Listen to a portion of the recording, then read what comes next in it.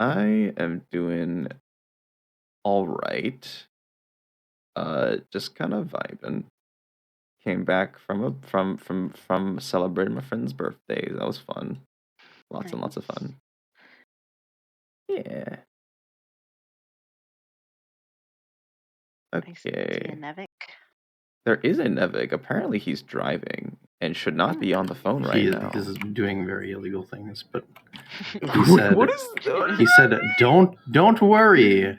It's He's not being the act- least. It's one of the least illegal things he's done in a while. So He's I guess being that's active supposed to his be GTA days.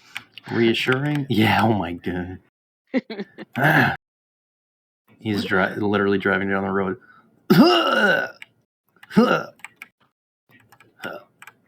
Wait, so like then what is he doing though?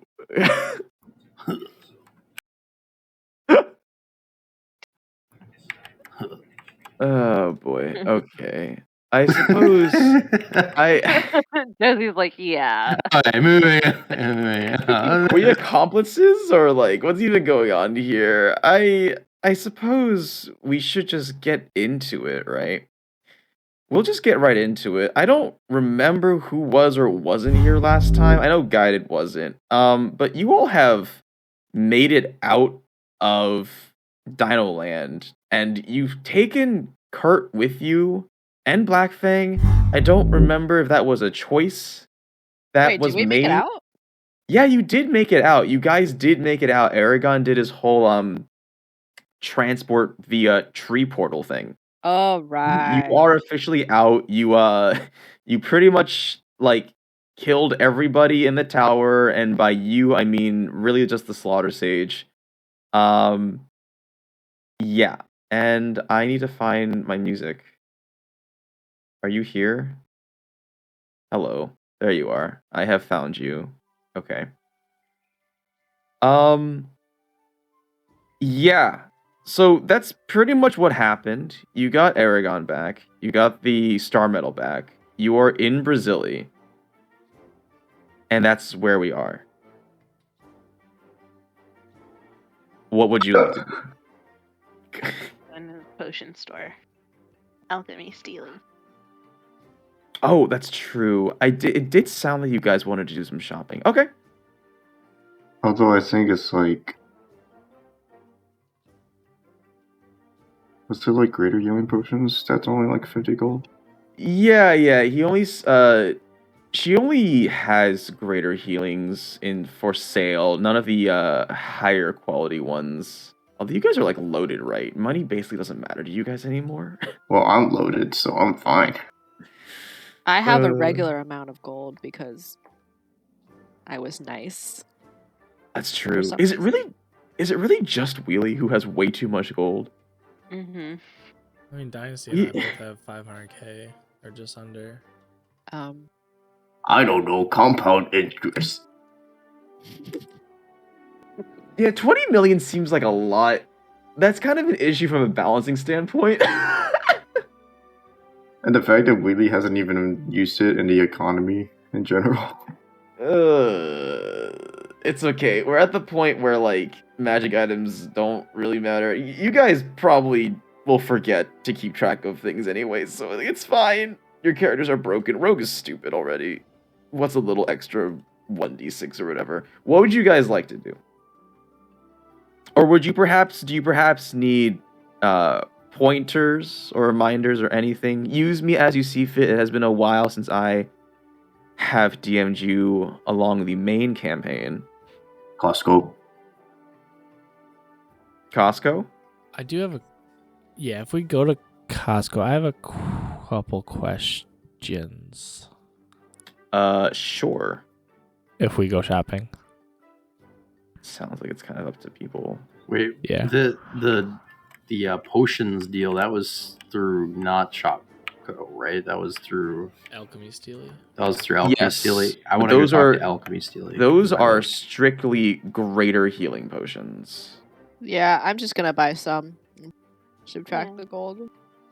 Okay. Yeah, I think I want those. Yeah, I believe. What did I say?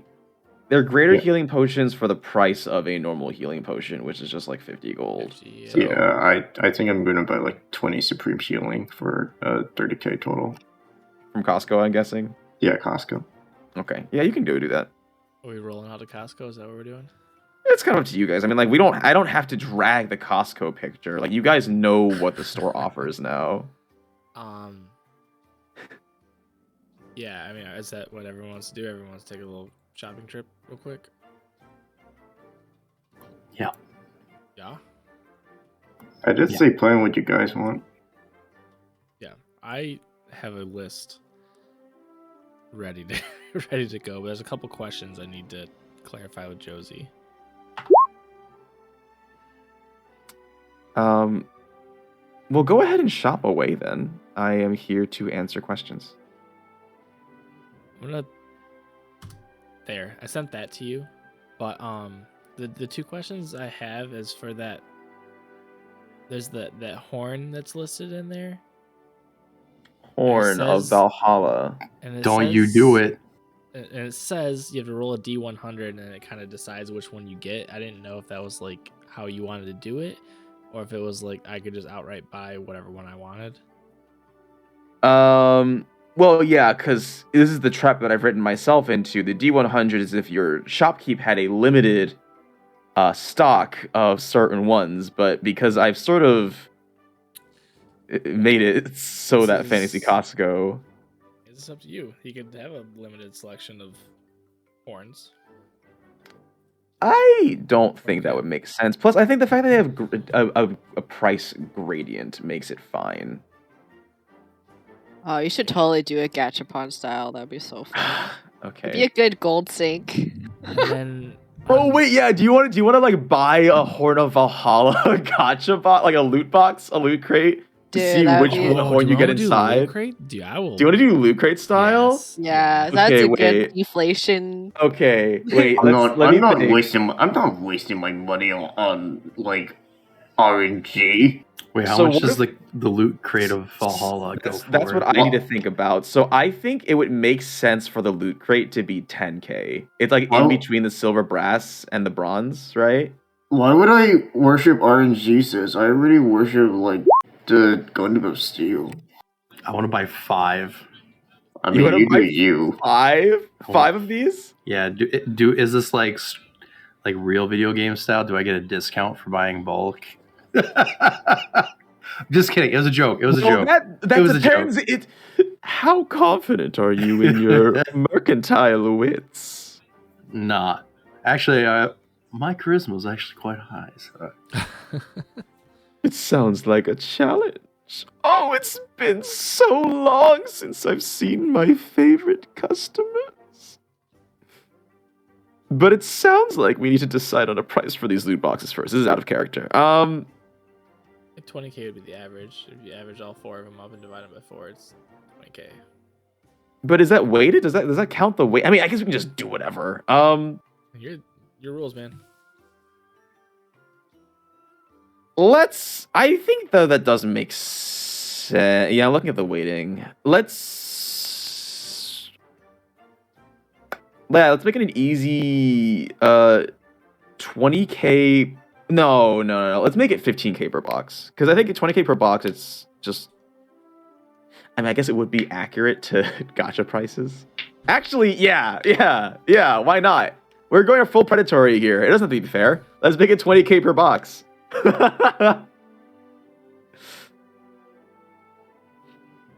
Alright, I'll buy own singular box.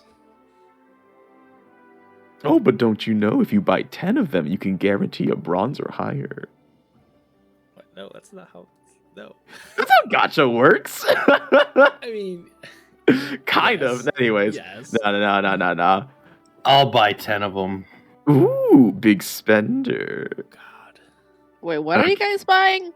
Horns They're of buying Valhalla. horns of What the hell Valhalla is a horn gacha from boxes. Valhalla? I'll link it real quick. No gambling, like in Las Vegas. Oh man, and it's a summon item too. Neat. But do you think that I should just like revive Pushka right here and now? And I'm just, gonna have like, 10 horns of Valhalla. Let's What the resolve heck? let's resolve things one at a time here. Also, yeah, okay, we'll figure it out. Whatever the heck happens here. 10 horns of Valhalla. All right, here we go. these- Let's roll. Single use or how No, far- it's a 7-day recharge, but it's kind of an issue because I think if you have multiple of them, you can use all of them, and then you can summon like 50 berserkers. We will destroy the BBEG at all costs. 50 Ganondorfs. I can figure out the balancing of that later. Doubt. We get fucking murdered, or Yeah. just steamroll it. You guys have money to spend. I guess it does take a turn to use, so it's not like you can just blow all of them before battle begins, and then that would be pretty It funny. just so though. happens Okay. we're in Brasilia and there's some engineers around here. We're gonna Make- make an We can orc. make one straw that goes into 7. Just. easy. All right, Odin, go ahead and roll 10 D100. Oh, this is stupid. This is stupid. Pretty I'm dumb. writing my. Yeah, this is really dumb. I may or may not regret this. For next game. Okay. No magic. Let's see here. Okay, what are the brackets? The brackets are 1 through 40, 41 through 75. Okay, and then through 90. So 1 through 40, you have 2 silver horns, and then you've got, That's some good rolls right there. it looks like 1 brass horn. No, 2 brass horns, the 67 and 69.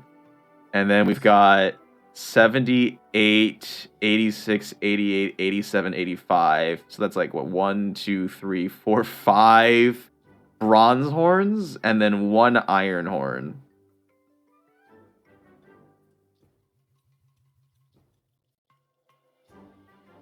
Enjoy your small army. Yeah, that's Yeah, like buddy. that's a lot of people. Let me just check the berserker's stat block real quick. They're balanced.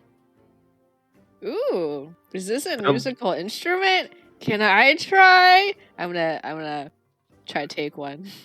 All right, Odin, you see Flinty grabbing for one. What do you do?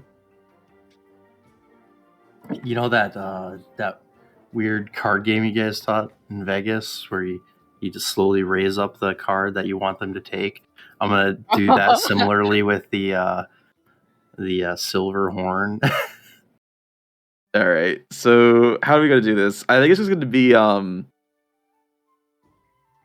maybe like a sleight of hand versus dex, unless you give some more flavor onto how each of you is trying to. Wait, is Oda just like letting me I'm take trying, one? yeah, but I'm trying to get you Oh. to take the less valuable one. I mean, which one looks the prettiest? I don't know, Silver, silver, brass, got bronze, or it. iron. Probably the iron. Well, the iron one is definitely the most expensive one, so probably that Yeah, one, but right?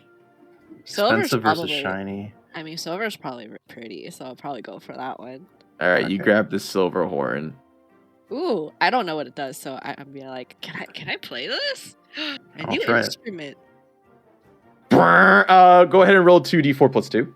Me or no? Yes. 2?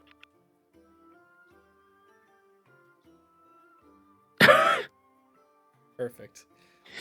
You summon 6 humans, and they all in unison just pop out of thin air. They are like 6'5", just extremely buff, already sweaty. They're pre-sweaty, and they just all kind of go, "Hah!" Oh, wait. And they're just sort of like there's like steam rising from their hot, sweaty bodies, and they're just standing awaiting for your command. Oh my. In the Wait, middle of Fantasy Costco. I thought this was a musical instrument. Are you guys a band? Hold on, I need to frick. Can they talk? Yes, they can talk. I'm just giving somebody permissions for something.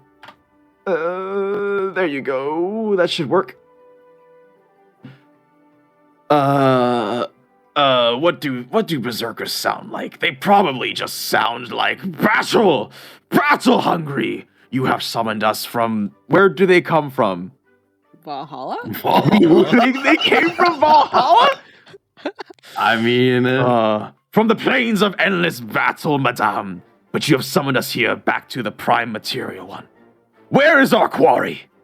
Yeah, Point us in the direction and we shall fight!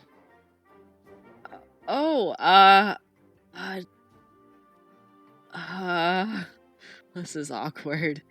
It was my mistake. I thought this was a musical instrument. I'm a bard, you see.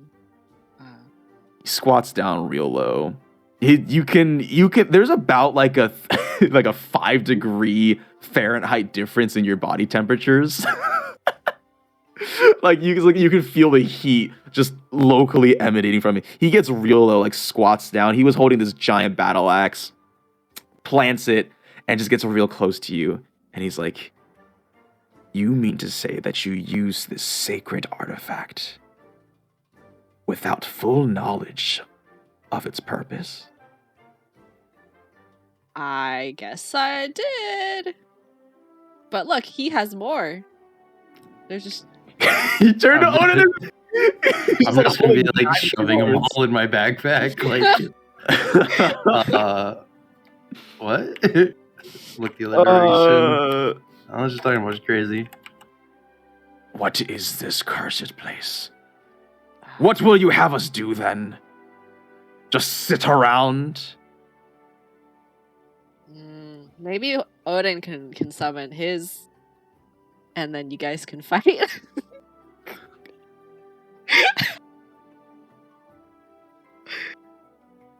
All right, guys. I'm gonna take my horn. Ganondorf, you should buy one. You have 10. I'm gonna buy All right, I'm gonna hand Ganondorf one and be like, here, blow this. Look at all of them. I'm gonna hand him a brass horn. Wait. And I'm gonna do my silver horn. Is this in Costco or is this in Brazil? Oh I yeah, think right in this is in Costco. Costco. It's like a cooldown though. Like they can't use them again for a while. And? Yes, and Okay, how to burn It's through per horn. 150k real quick. All right, yeah, I'll toot the horn. Alright, Ganondorf's rolling 2d4 plus 2, Odin's rolling 3d4 plus 3. 3d4 plus 3? No, Odin, you're rolling 3d4 plus 3, my guy.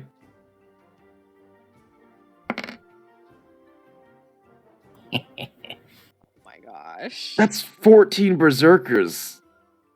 How is this? What is going on? Hey, there's 7 more. Oh my Hey, we have an gosh. army now. We can actually go back to fucking Dioville, Hildebrandt. I will say they only last for an hour. Oh, boo. Oh. Boo. Get a feel to these guys. Well, aren't these guys cute? It is very there. It's the average testosterone level in this room has increased by like. is there 20. popcorn nearby? Sure. Yes, there is a Alright, I'm popcorn gonna machine. grab a bag of popcorn. Excuse me, no free sampling. You're supposed to pay for that. I'm gonna need you to settle down. To battle! And then I'm gonna No, try and get like- my guys to go and fight the other guys. No, you're really not supposed to be doing that. What, the battling or the eating the popcorn? No, What are you more I mean concerned like the with? popcorn. I just Oh. like it's Okay. it's sort of against company. Like I mean, I it's- guess your Okay. priorities are... Okay, fine. I'm gonna spit the popcorn back out into his machine. Well, that's not how this works either, sir. We just need you to pay. It's like it's just like it's. I'm out of it's like money. five- I You're not just out bought of money. horns. Well, I need somebody here to pay $5, $5 gold. Otherwise, I'm gonna have to send the the FRS to send it to collections, right? And then you don't want them with their interest. They got like 500,000% interest. Oh, look at it now! You owe me 20 gold. I mean, like, I'm kind of interested. Would it be like stronger than these berserkers? Yeah, that's a good Don't you- question. Didn't you know we're gonna save the world? You wouldn't want us to like put in a bad word for you, would you? What if we were to tell Garfield right now? I can hear you. Garfield, Don't mistreat my employees. We have principles here. This is a business. he's harassing us. I've seen it. I have Doesn't Alright. seem much like harassment. It seems like you I am owe going our store to some give money. him 100 gold worth of copper coins. That's so rude. You just dump it on the ground. Okay, and Yes. then this popcorn guy looks so done with life. But Garfield just says, "Thank you," and he waves his little magical wand, and all of the coins are vacuumed into his magical little like wallet sack thing he has on him. See, that wasn't so hard now, was it? Can we do the battle now? Of course! To battle! What's going on right now? Are they fighting each The other? berserkers are gonna fight the other berserkers who are fighting the other berserkers. It's I a don't- 3-way battle royale. I have no idea how to resolve this. Just They all die and go away. Sounds good to me. Yeah, no, Wait, do that's they like? Do their corpses stay or? you're gonna find out. Okay, it's just like the middle of Costco, I guess. And they just start going at it. It's absolute pandemonium. There are limbs and gore and like they're having fun. You can tell because this is literally what they live for. I guess they're not really alive technically.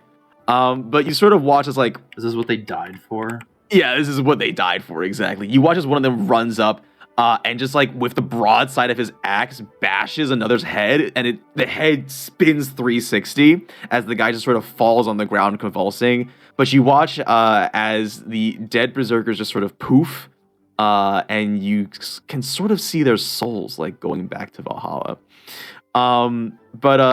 So there is no actual blood, but they definitely make a mess of things. Like one of them knocks over. There's a huge stack of like tomato soup cans, and the entire thing is just in disarray now, just all over the ground. This very disgruntled employee walks over.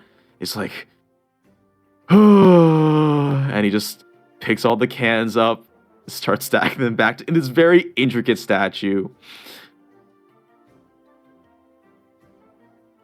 Well, that was fun. Money well spent. Do it again in 7 days. Well, he does But have we 7 don't more have of those. to. He does have True. 7 more of those. Oh boy, this is gonna be interesting.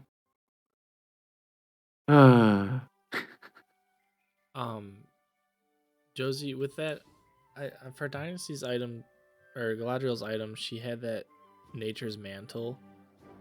So that's a Tasha's Cauldron of whatever item. But there's no price list in the DMG. So Let's see what it does. Nature's Mantle.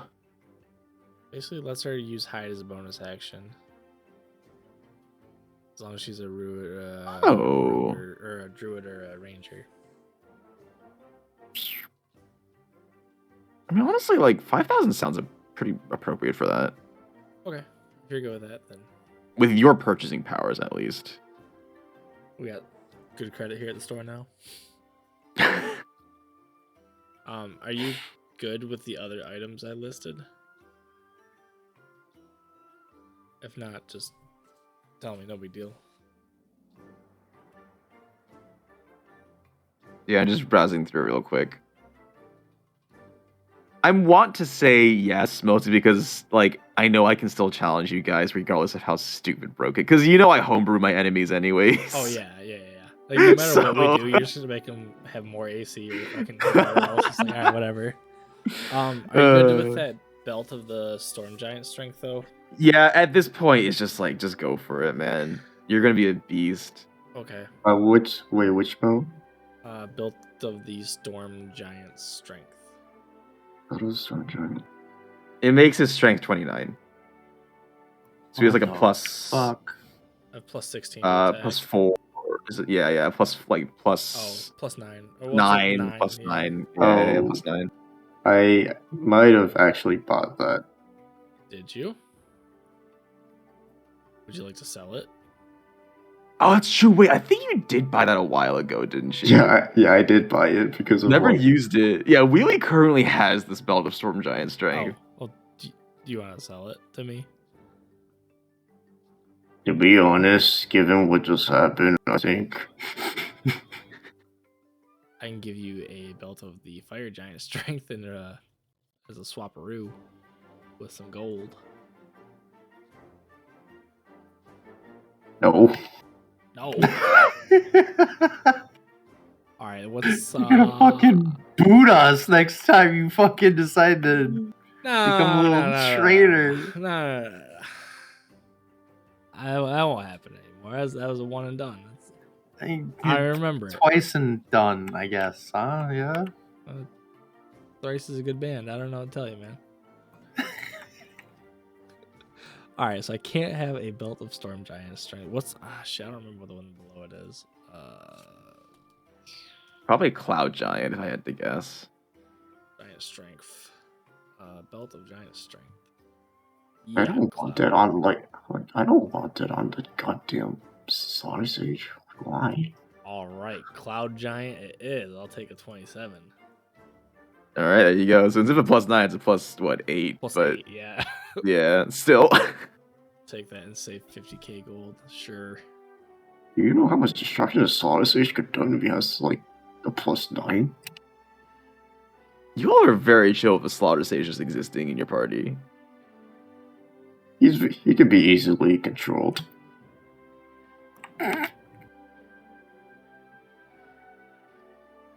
Also we hurt his pride a bit more times, so at some point he's gonna like eventually crumble.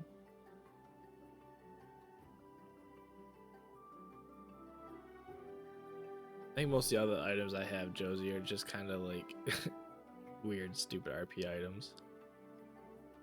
Like Yeah, I see them. the cantrip of the water and the spice pouch. Keyword's handy spice pouch. I like that. Yeah, it's kind of neat. Parry after proof against poison is pretty strong. Yeah, I thought so. And then Dynasty and I both, or Galadriel and I both wanted to get those breastplate plus 3s instead of the half plate so that we're no longer Yeah, I got you. stealth or whatever. Gotcha. You are tanking up. I'm not. She is. I mean, you were already pretty tanky, so. Hulkamania. She scares me. What would happen? I mean, I guess rangers are normally weak if I didn't give them like a +3 longbow that also can curse a single enemy that deal an extra 3d6 or whatever. And that has more AC than like a lot. I don't know. of them. Sharpshooters seems just like a general pretty strong feat because +10 to damage, like that's a lot. Well, it is too, especially with grabbing the archery fighting style and the bracers of archery. It's only a -1 to attack. when it's Right. -5. Ugh. Oh, and I don't know how that +2 ammunition works for her. It just says it gives +2 bonus to attack and damage rolls. So is that something I would just toggle on and off like the It would sharpshooter? be a toggle, yeah. Or you just remember to do it. That's the beauty of having too many magic items. You'll probably forget the existence of like one of them. I'm just gonna mark them. I'm just gonna turn them on. I wouldn't have to worry about it. Yeah. I'm pretty sure she has like one of Bondrude's weapons too. She has a Vorpal longsword that she got from him too, which she keeps forgetting that she has that. when she's in melee I- range. I think the verbal longsword was from the bank heist. But Oh, yeah. yeah, you're right. But yeah, your point still stands. Yeah, she's got some gnarly items. She can do a lot of melee damage with Yeah. a lot of I range. mean, I'm okay with this. You guys are definitely reaching the end game, so it's nigh time for the power to be rolling in. And speaking of endgame, we're like dealing with way too many situations with just all 8 of us, I guess. I feel like we should hire like another group to deal with some of the other issues that's been going on across this world. Ooh, we did talk about buying an army before, didn't we? Well, I mean, like, I don't know. It's more like we got to have like an army to deal with the whole deal thing, the whole Reincarnation thing, the whole Lich thing. There's like a lot of things that's going on, and we keep getting sidetracked from this whole mission to like make a car. Oh, we got our star medal. That was our goal, and then I guess Aragon kind of took it, but we got it back. We're still kind of on par for the course.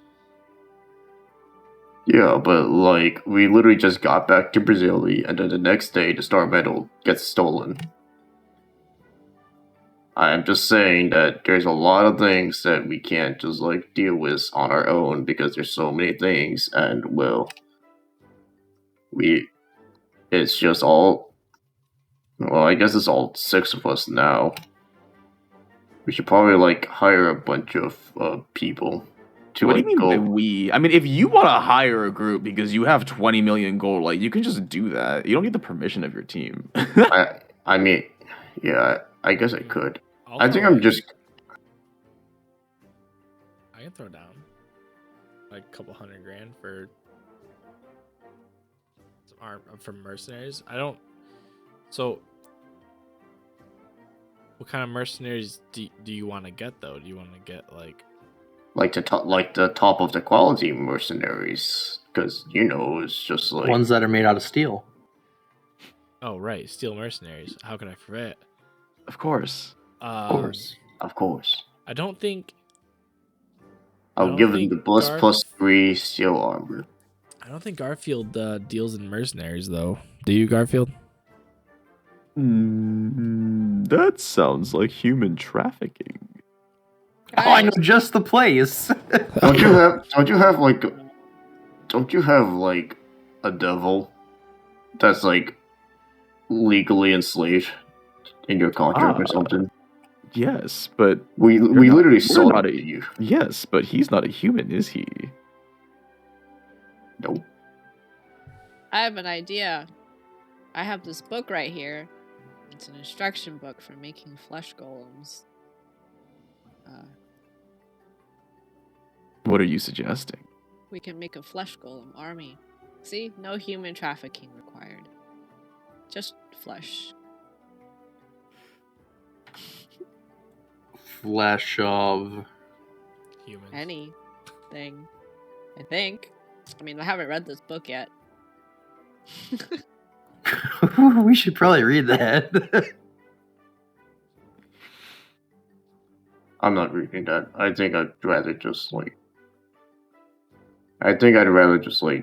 go around. There should be a way to areas. hire mercenaries. No, there's definitely ways to hire mercenaries. Yeah, I was just gonna like make advertisements across like all the areas we visited, just like, hey, come to Brazil. I am going to come to Brazil. We're going to hire you for I am going to hire you for I don't know 5 million gold in order to like figure out a way to stop Dio, or at least like stall him. Just like take the teleporters and then just like have some advertisements and ads just being all like, hey, you hate Dio, you hate vampires, then come to Brazil, I'm gonna hire you. And like, I'll pay you like 5 million gold or something to take over the problem. Anyhow.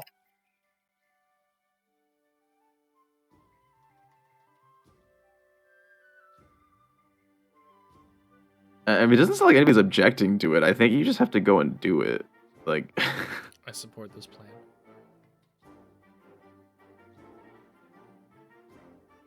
I also make plan sure to you're not support this being- plan. Being taken advantage of. With that much gold.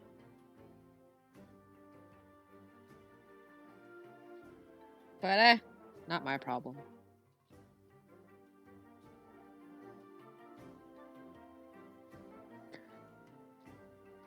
Okay, I'm gonna do it. And you see, Alright. like, really leave the Costco and just, like, takes a teleport. okay. Also, I'm reviving Pushka, so... Well, you don't have. Okay, I can't repeat this. You don't have the whistle, and you also have no idea how that works. You don't have her body. I do have her blood back all the way from the lake. I still remember this. Yes, you have her blood, but it's just you're gonna have to really.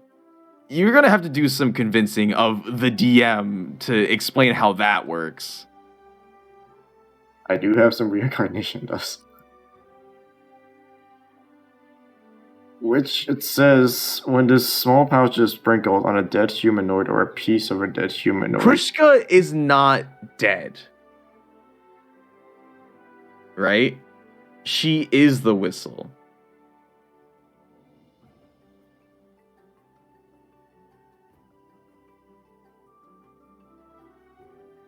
That's sort of the problem here. If she were like dead,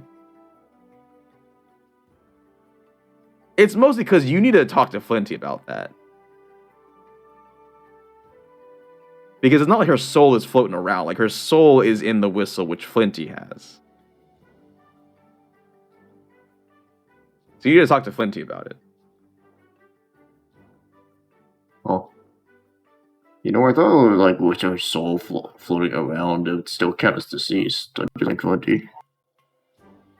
I don't know about these things. It's mostly not that. It's mostly like her body is effectively the whistle. Right?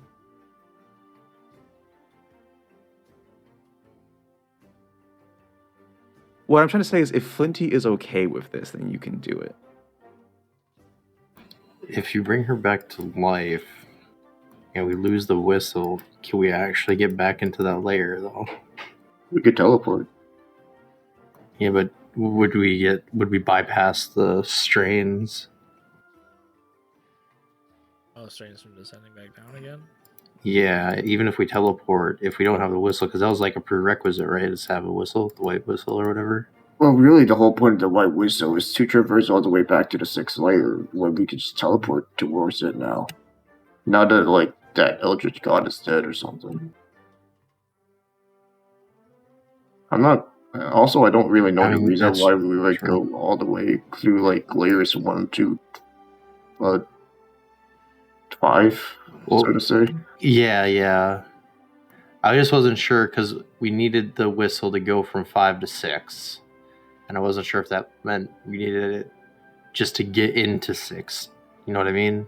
Well, even if we don't have the whistle, we could just teleport directly from, like, you think 5 to... Yeah, just from 5 to 6. Also, I don't want to go through Bodger. That's a good point. That's fair. I mean, why? What? Why are we doing this? Don't we have to go save the world? We also have to do that too. What if we just hire an army to save the world? Gonna be kind of hard to do that if they can't transverse the plains. Oh, it's okay. We're building a car for them. Yeah, we got a car. That's true. How big is this car? Well, as big as we have a lot of money. Big car. Big as money will buy a car. I mean, you're not buying the car, you're making the car. And you also still need one more component. I was imagining, like, this car to be, like, as large as a ship that we just rode on. I don't know. Probably, but this is the first time they're gonna make a car. It's probably gonna be, like, smaller to make it more It's your baby, Wheelie. pragmatic. I mean, it's my baby, but I'm the one who's just getting resources. I don't know how to make a car. I want to empower you as a player, though, to be imaginative and come up with the design of this thing. I'll think about it later. Yeah. That's something to be resolved now. There's too many things to resolve right now. Other than your shopping spree and like everything you guys want to do. Namely, I don't know what the heck Kurt and Blackfang are gonna do. We can kind of just shove them to the side, honestly, because I legitimately don't have good ideas for what to do with them, because there's just this giant magic dinosaur. I think we should have Blackfang do the recruiting for us. I mean, she's like pirate, right? Like, it should be in her vein to get us a bunch of mercenaries together. Counterpoint, she hired Kalaya, and she didn't do shit to help us. Fair point. Never mind. Scratch that. Her muscle ends up torn in half, so we're good. I mean, to be fair, I also don't know what Blackfang sounds like. I mean, to be fair, that was strictly for luxury cruises. But if we're talking about getting a crew back to plunder and pillage, or at least fight, that would be different. You know a crew who could fight vampires? I could try to find my old crew. You know a crew who can, like, keep alive?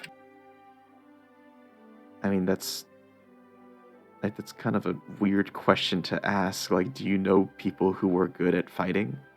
I mean, do you also know crew who just don't run away? That I can promise you on. But you know how it is. It seems like my days as a luxury liner captain are over.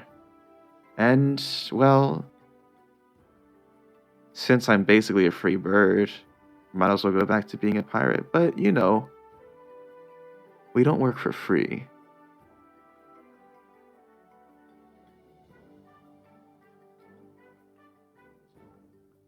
Well, I suppose having more members take care of other problems like the Lich, Reynard, and Dio is probably going to be take away some of the stress. One thing at a time. If you're asking us to go up against these powerful magical beings, I'll need some more funds to find the right crew. 5 million gold.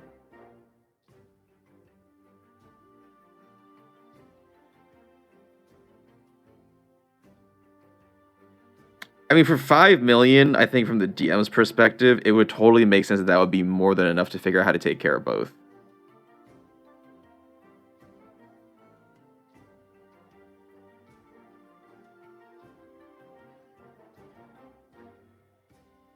Dang, let's do it.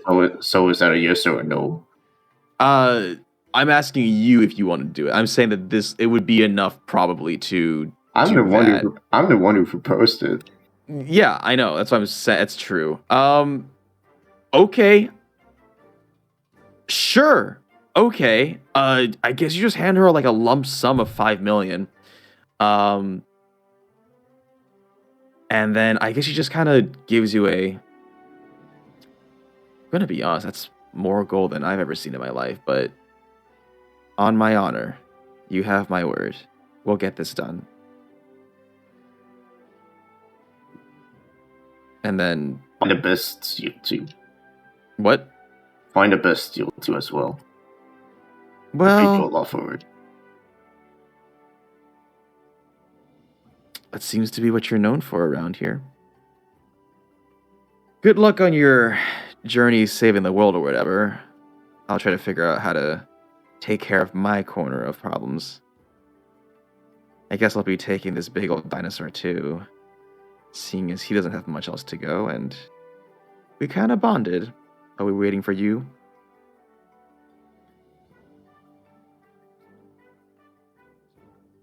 Well, dang, isn't that just sweet? Alright, we gotta find this other piece for this car. Sounds like you guys have your own problems to deal with. Alright. Yeah, let's first hand the star medal back and secure it in, like, a non-sided bag. That Makes sense. I'm going to take it and put it in a box. Incredible. Great. All right, that's It is, settled. it is now in a box. You did it. They will never know what's there.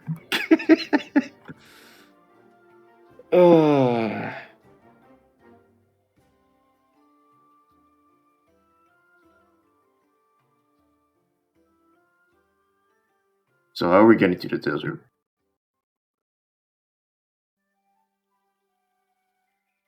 Oh yeah. What's the next thing we need? You need an arcane core, of which you have a map that points to one. All right, who knows how to read maps? I hope all of you do. Can read a map. If only we had a. This is that Dwarven map, right? Yes. I believe you went through the whole trouble of translating it already, though. Okay, perfect, wonderful, I'm pretty sure that already happened. great. Then I guess tally ho, yeah. Seems to be it. All right. Anybody else have anything that they need to accomplish before we tally ho? I look behind to see if creepy Steely is still following us. Oh, absolutely. He's not behind you, though. But you know he's there, somewhere. Is everyone still, or is everyone done shopping? So we don't forget anyone. Oh, guy, you had said something in chat. Dust of deliciousness and a belt of dwarven kind. Yeah, you got those. Okay, sorry. Oh. Let's make sure she got those items. Flinty, are you getting anything? Nope. Not even potions? I got potions and spell Okay. stuff. Okay. Oh, I yeah, mean, everyone I'm not like you guys. I don't need lots of items to buff good. my. Yeah. to be good. Feels bad. I mean, you guys are good. Like, I will say, compared to the average level, what is this, 12? You're like you're hitting way above your pay grade, but I'm just adjusting everything based on that. Is that why everything beats my ass?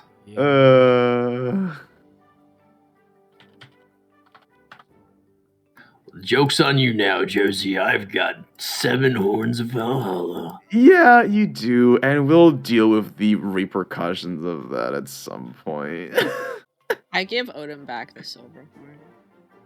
It's too heavy. I just hope that they don't. I just hope that they don't turn on us or something like that.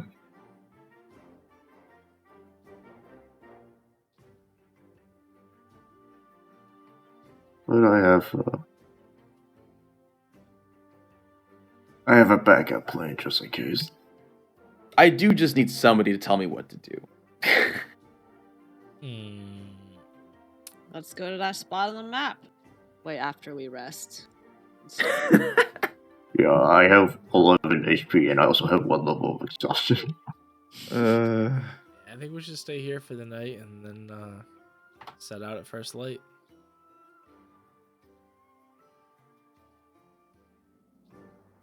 So, All right. So Kazari, are you joining us as well? Oh, that was the other thing we were discussing, wasn't it?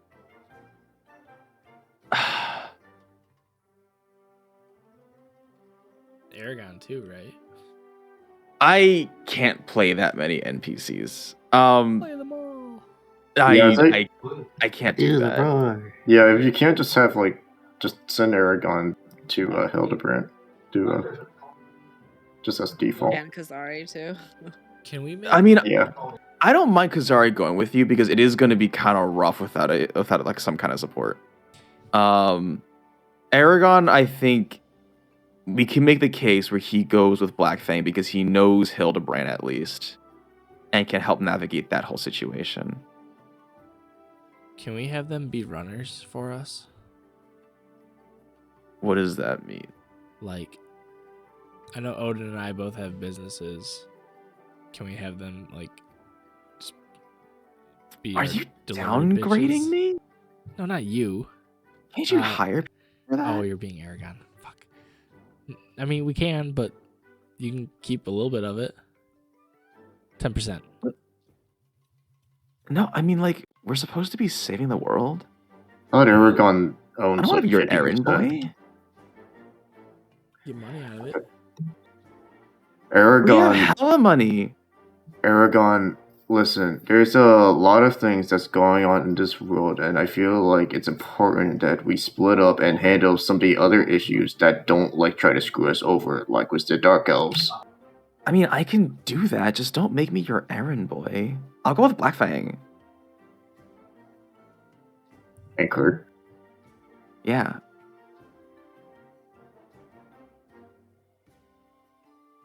Can I? I'm gonna grab Odin and just kind of pull him to the side real quick. I just want to have like a one-on-one whisper, quiet conversation with Odin. All right. Speak to me. Whisper me your dirty secrets. Odin,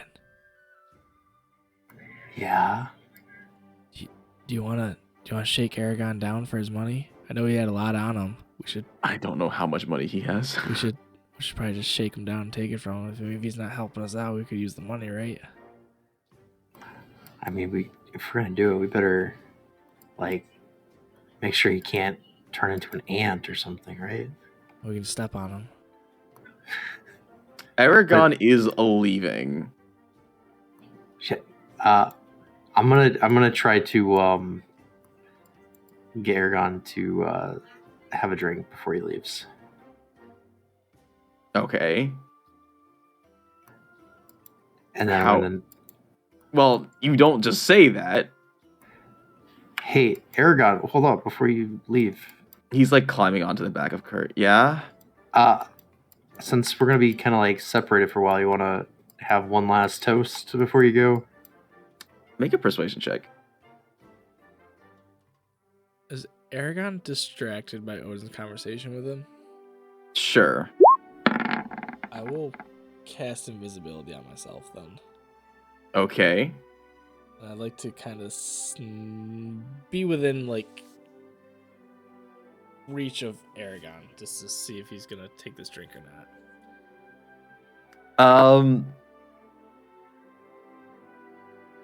He looks down from the back of Kurt.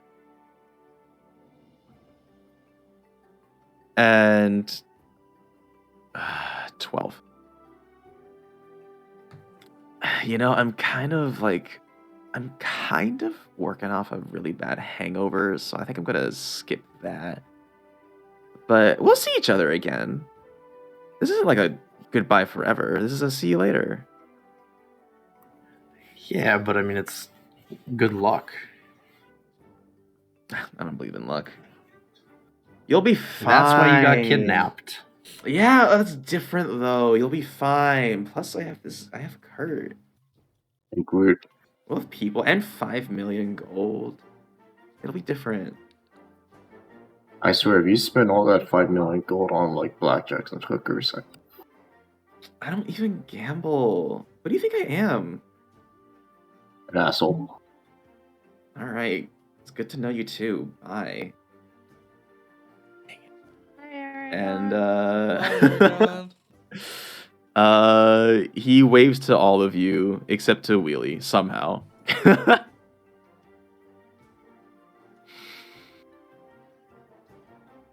Oh, he's an asshole, but he is a reliable one.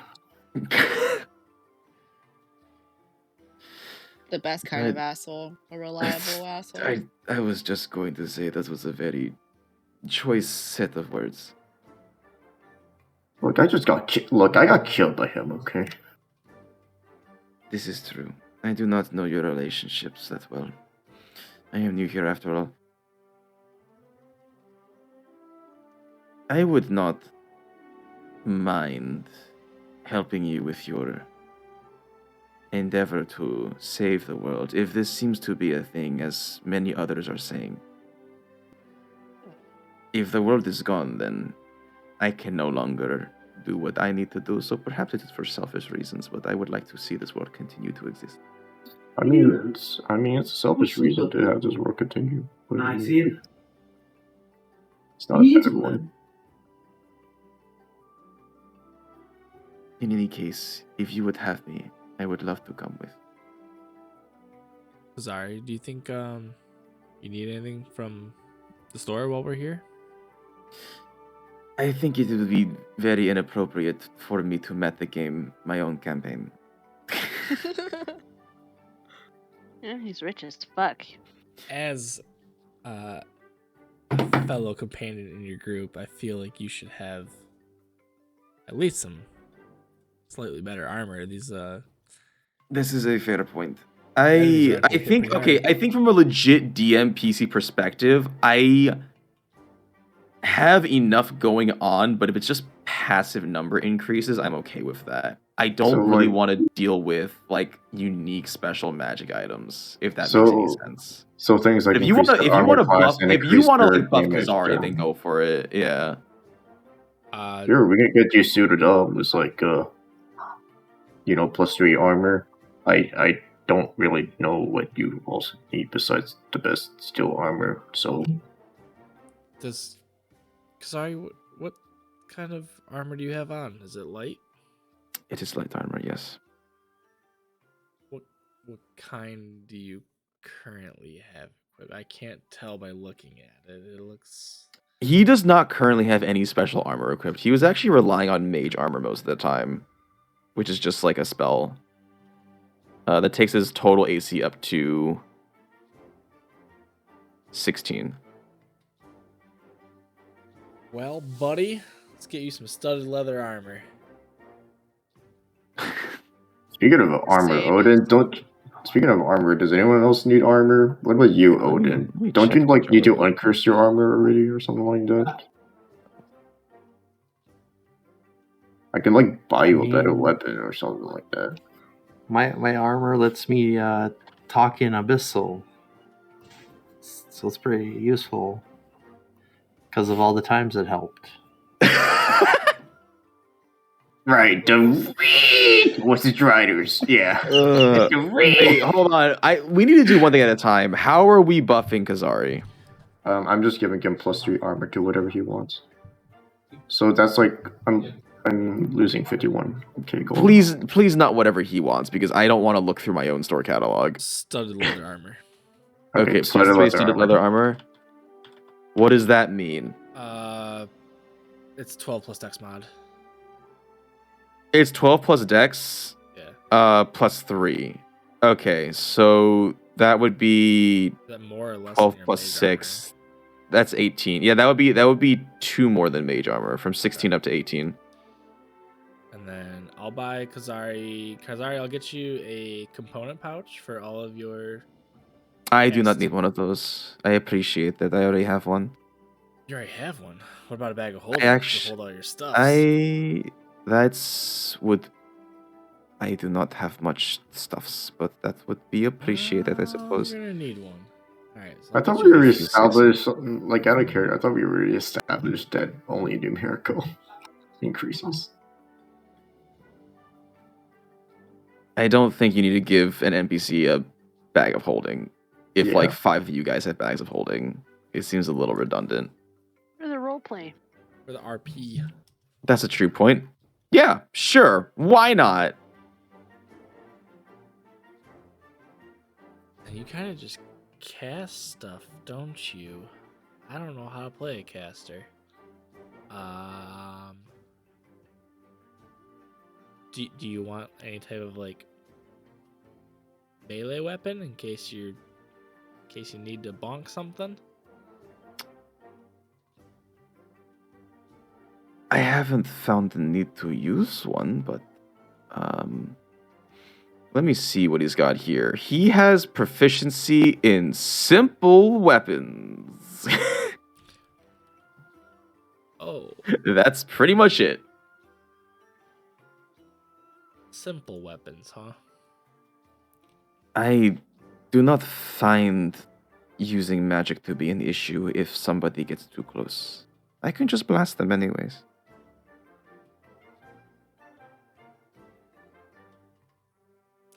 If I was Kazari, what would I want?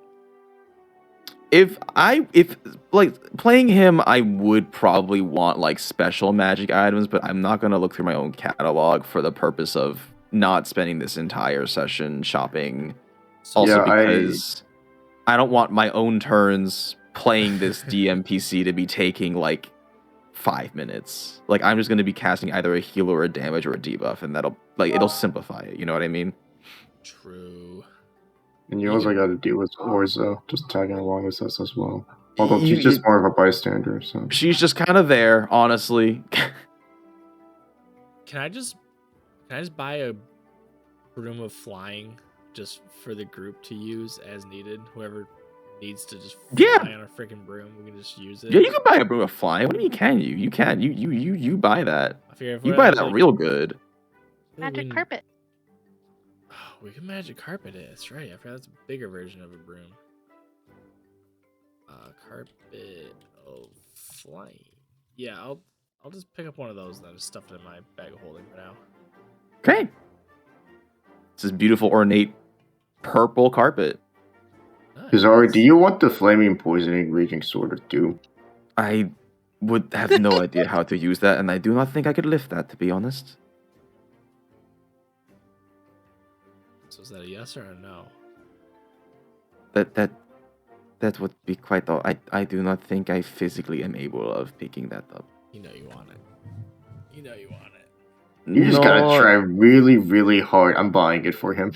You don't even need to do anything. You just gotta block yourself with it, and people run into it, and you damage them. I do not think I would be able to move if I try to carry it.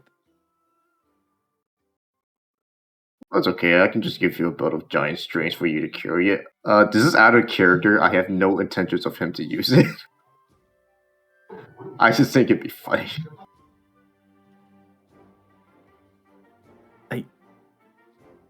Even then, you need to describe to me what's going on right now. I'm buying him the sword that nobody has bought so far. The price changed! For all. How much? Doesn't matter. Not for sale. For sale. I have 10 million gold. Well, to be honest, I kind of just put the price up as a joke because nobody could reasonably afford it. It was just kind of like a long-term goal, but you were never supposed to reach it, you know? Whatever, if I just buff it when it gets there, at a reasonable price. I'll respect the wishes. It's just a pretty mantelpiece. It draws people in. That's its real purpose. Let's make another one. You can't make these one of a kind. Why? Don't ask me. Ask the one who made it. Alright, I think we're all prepared to go to the desert. Okay. Are we done shopping? Yes. Okay. Yeah. Take your long rest. And we shall set about getting you to the next destination, beginning the next chapter and next arc of this campaign. No. To that. What? Sorry, somebody messaged me something. It was very. Is it the Sand Arc? Is that where we're going now? Hold on, let me think. Did I blah blah blah? Did I get my belt? If you add, so yes, as long as you paid for it and added. Okay. Do you need me to add it for you? Maybe. Well, let me see if I can do it first. Belt of dwarven kind.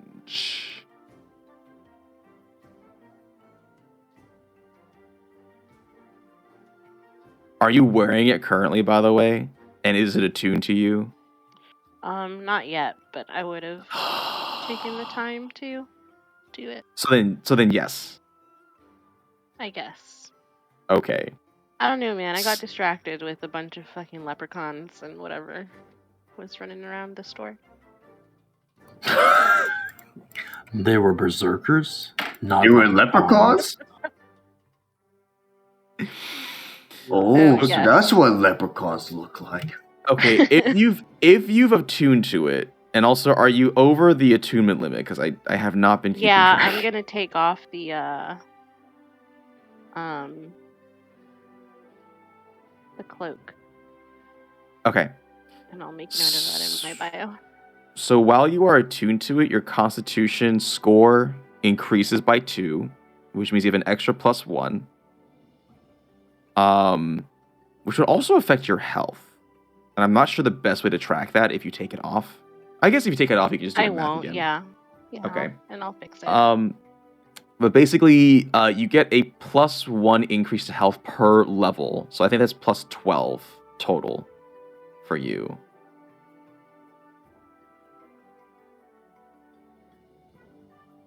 Yes. Okay. Yep. So your Constitution is now 12 or +1, and your health goes up to 95. 95? Yeah, because it's +12. She has 83 health right now. Holy shit.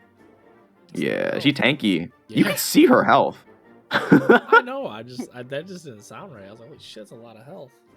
She does have a lot of health, but I think the draconic bloodline gives you like a boost to health every time you level up as well. So it's like it's a lot. I just have no armor class. Yes, this is Right. true. Okay, we are taking that long rest, and we go off to Dreamland. And it has been a very, very, very long time since this has happened. We hear those crinkle tinkles. Excuse And by me, what? crinkle, not crinkle tinkles. I heard We hear the soft flowing of streams of water. I have not edited this page. These guys need to change. But use your imagination. Use your imagination. Don't worry about the tokens on the screen. You know where you are. Did I piss myself again? Oh man. Just tinkling. You in real world time, it has been a long time since you've been here. But I think in game, it's really only been, I don't know, like probably like a couple of weeks or something. You know where you are. You are in Istis's realm. There is that iconic, gigantic cherry blossom tree. Okay, there is that gigantic cherry blossom tree in this central island. But there are less petals on it than there were before. Before it was lush. Pretty much the entire thing, like, oh, it's true because of Abyss time. It used to be this lush, vibrant tree, right? But it's starting to wither a bit. A lot of the petals have lost their luster, and the coverage has gone down as well. So you can sort of see these like naked branches sort of poking around. You see the weakened figure of Istis resting up against this tree, still sleeping as far as you understand it. She seems older. She seems physically smaller, right? She used to be this huge, well, godlike figure. Imi,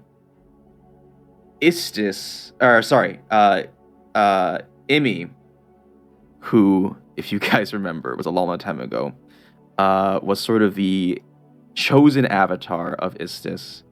The backup plan to all of this is tending to this weakened goddess, and turns to all of you and says, "Oh, do I have the voice mod in here? Is it this one? I haven't done this in a while, so please forgive. There might be some growing pains.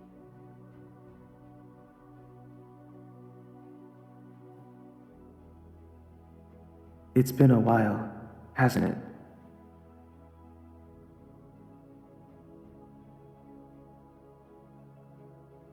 You don't have anything to say to me?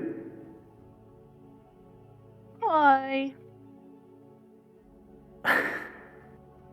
You have multiple voices? No, I thought it was like this last time. Wait. No, it was more like normal. Now it was like reverberating. Oh. I guess you're right about that. Anyways, you guys were gone down there in the abyss for a long, long time. Again, time passes weird out here in the oh, what the heck?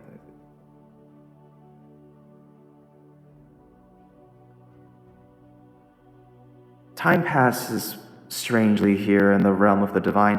I need to show you something. And she sort of doubles back on Istis, just making sure everything's okay before going up to you. And she sort of beckons all of you to gather into a circle, and you are taken up kind of like this platform made of solidified water. It's not ice. It's like a platform of water. You are raised up and taken on a journey out into this strange cosmos of the realm between realms, sort of all of this stuff. I think I said it was the ethereal plane, but I need to double check my own lore at some point in the future. But you are taken out as Imi guides you towards one particular plane of interest. You look out in the distance, and you've been traveling for, it really only feels like seconds, but there's just incomprehensible images being presented before you. You fly by like galaxies and stars, and you look to your right, and there seems to be this realm just completely filled with like moving, churning rocks, right? And over on the other side, just like torrential waves crashing up against each other, and just basically you're looking at pure elemental planes. You vaguely remember seeing simulations of these back in Brazili with Kaz. And you are taken, and you feel the temperature rising. You are taken to the elemental plane of fire. And so set before you is just like, it looks like the surface of the sun. You watch as huge bouts of flame arc out, crashing back into this almost, it's not lava, just liquid fire, bursting with vibrant energy. You can sort of see little individual beings moving and churning. These fire elementals just sort of, existing in their natural plane. And Amy turns to you and says, I obviously wouldn't expect you to know any of this, and I only figured this out recently myself as more and more of Istis's knowledge has transferred itself into me. But the elemental planes, they're not healthy. Something is wrong with them. And she directs your attention out to, you see a almost imperceptible thin line of this weird greenish necrotic energy that is tethered to this elemental plane of fire. And now that it's been pointed out to you, you notice it as well. The plane is not stable. The denizens are in like varying states of hyperactivity or lethargy. Some of the fire elementals are like rapidly expanding and contracting in size, and even if you're not familiar with fire elementals, that does not look like stable behavior, right? And just being there, you can feel that something's not right.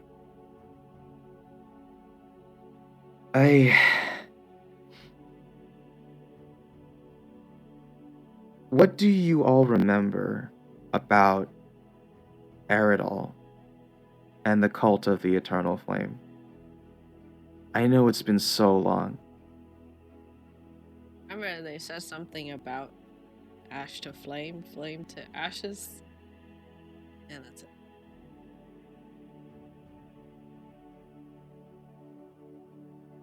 Eridol. I've only caught a glimpse of his memories, but he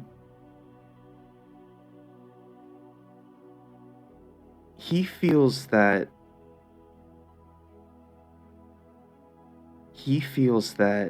his race, which we now know as the Ancient Elves, are the rightful heirs to the world that we call Faerun.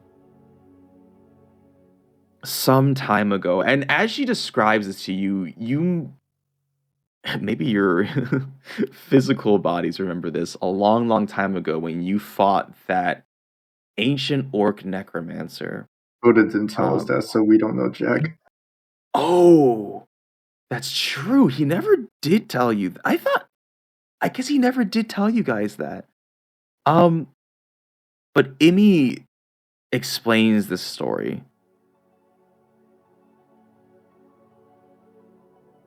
We go back in time a long time ago. I'm just going to reiterate it because it's been a while and I don't expect you guys to have remembered this.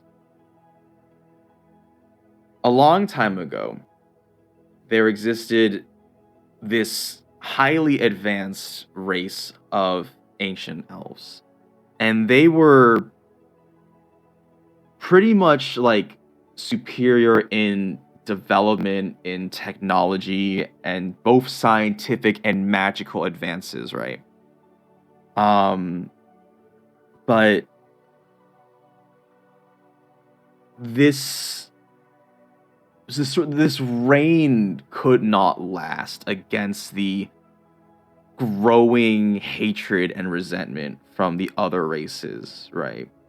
Which felt that the ancient elves were just taking too much. And so you may remember one day, a lot of the other races, like ancient orcs to be one of them, which is sort of where Inge came from, who was the name of that necromancer. There's a lot of I names in this campaign. But they basically came in and wrecked shop, and Eridol, being like the last surviving member of this species, did this Hail Mary where he essentially trapped the entire enemy army in their territory and then nuked them all, right? So that's what happened. And Istis recounts to you this whole thing about, for all this time, Eridol has been trying to figure out, first of all, how to navigate the astral plane, which is the plane of where recently departed souls go to. And beyond that, how to stabilize his form in the astral plane, and how to amass power over thousands of years to be able to reclaim and to reestablish his race to be the dominant one, because that was how it should have been all those years ago. And she points you, this will serve, I think, as a reminder because it has been a while. This is completely new to us. That's in your characters, yes, but for you guys, what Eridol is trying to do is that he's trying to forcibly merge the elemental plane of fire with the prime material plane to wipe out life.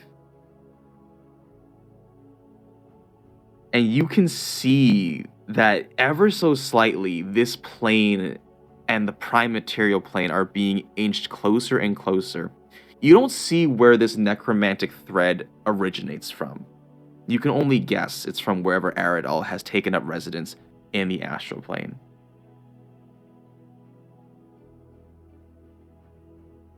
And after she's done explaining all of this, she says, I know I said this before, but you'll be starting to feel the effects back on Homeworld as well.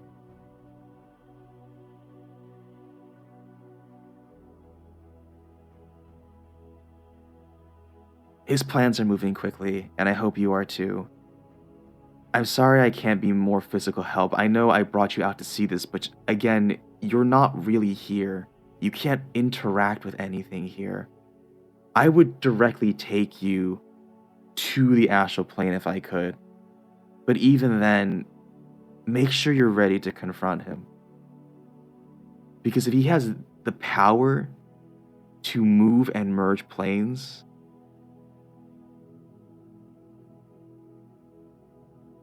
well, I've seen a lot of futures, and let's just say that there are a number of them in which you win. Take this as a word of encouragement,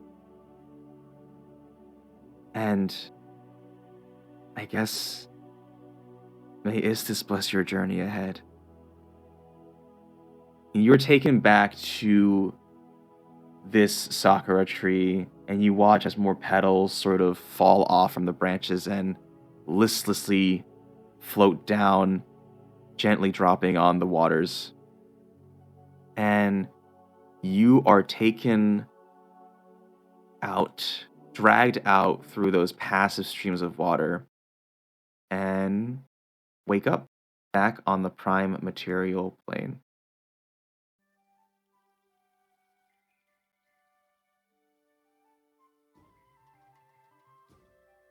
Fever dreams are getting weirder and weirder. Are y'all like in the same vicinity?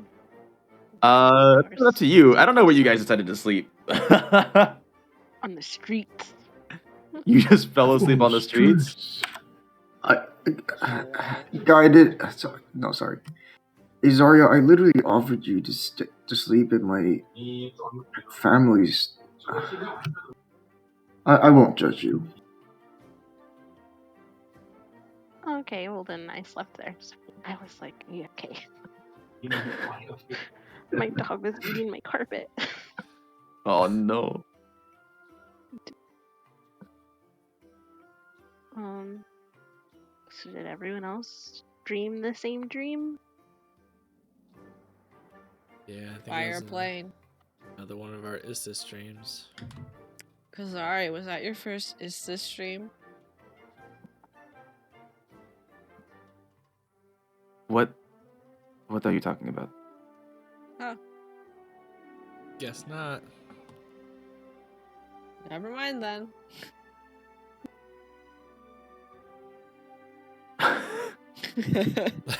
That's that with that.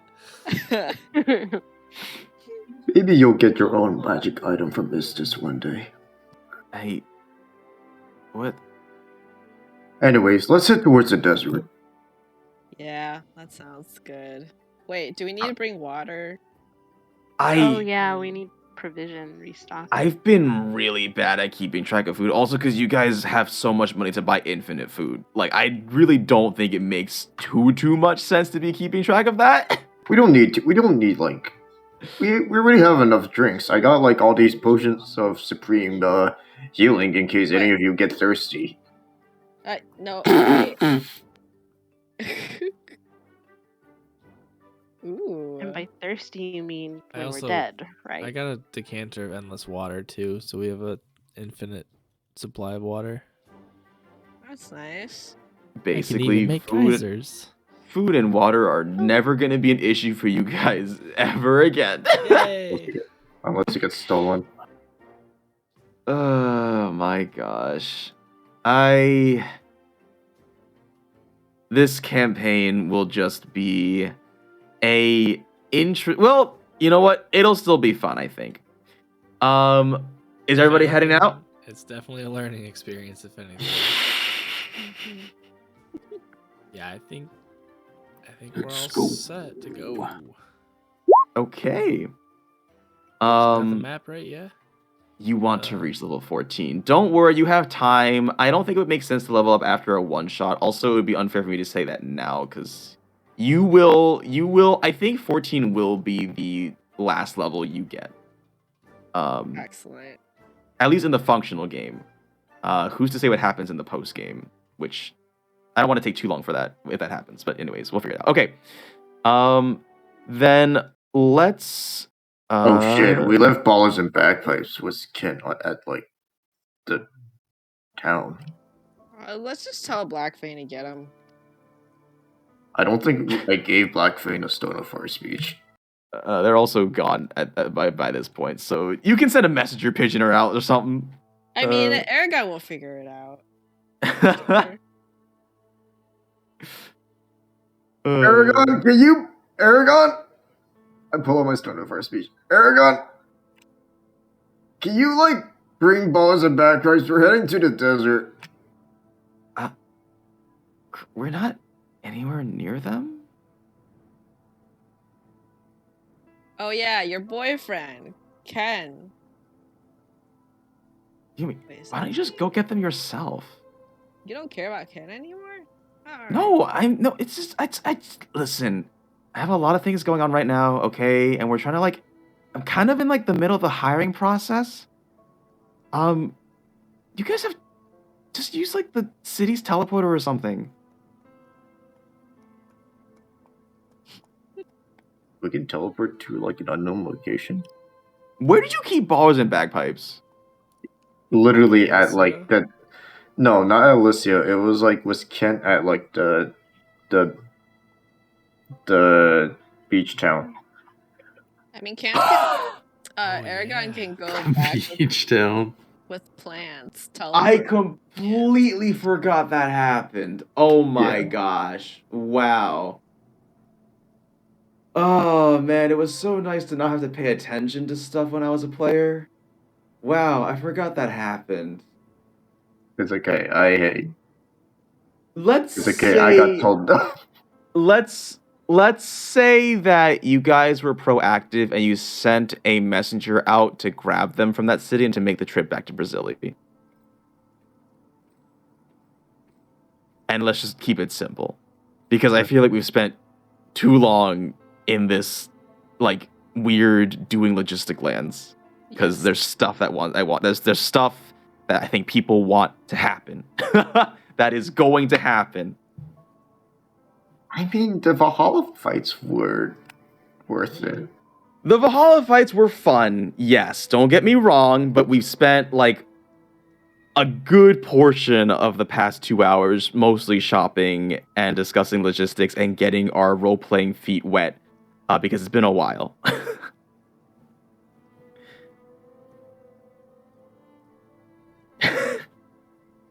Alright, let's go. I'm bored. Alright. You guys grab bars and bagpipes.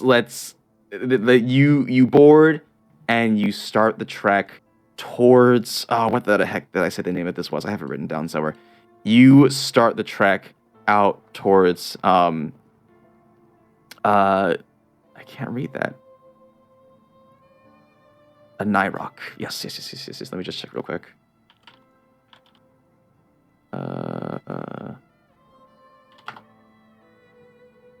Anarok. You start the trek out eastwards. towards the... How do I force you guys to look here? There we go. You start the trek out eastwards towards the desert lands of Anairock. And it is a uneventful journey, if a bit boring. You guys, at this point, are no stranger to travel, although perhaps you were spoiled by being able to use transport waypoints in between major cities. But, yeah, it is an uneventful journey as you make the trek across. And you soon find yourselves encased in a sort of desert landscape. Here we go. The land is barren, right? There's just pretty much, it's just sand dunes and big rocks as far as the eye can see. Maybe there's the stray cactus every now and then. And after 2-ish days of traveling through this desert, all of you are extremely bored and extremely... Well, which one of you is the navigator? Odin had the map, right, in the hilt of his sword? Yeah. I guess I'll be the navigator. Okay. I Go thought ahead. You read maps. I mean, I did translate it. You were reading the translation version, right? I think so. You're gonna go ahead you and were? make a intelligence check with advantage. You were reading the translation version, right? Yeah, definitely. Right?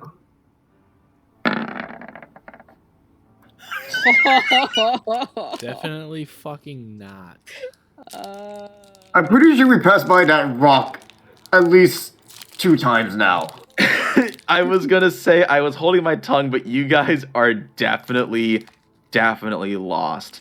But why don't the rest of you go ahead and make some perception checks? Guys, don't yell at me. I did my best, alright? The translated version was this one. Why do we even have this untranslated version anymore?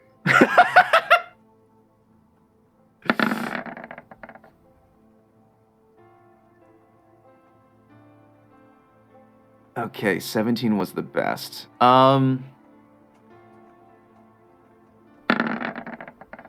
Mr. Warlock, yes, but it doesn't matter.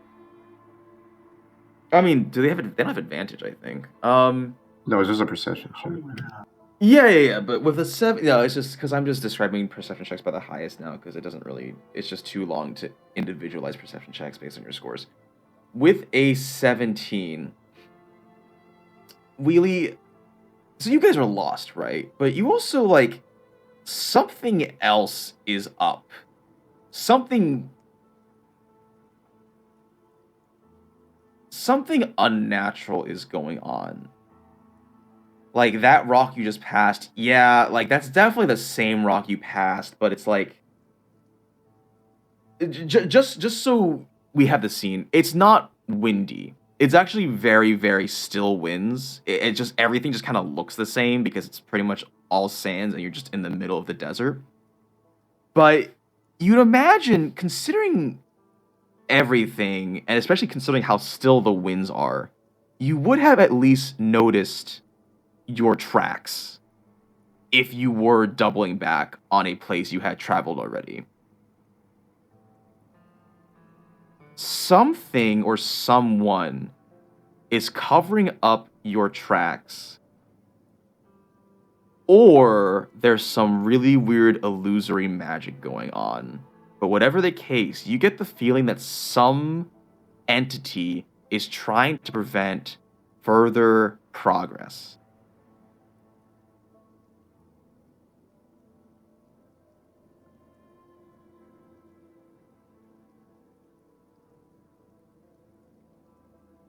Are we being tailed?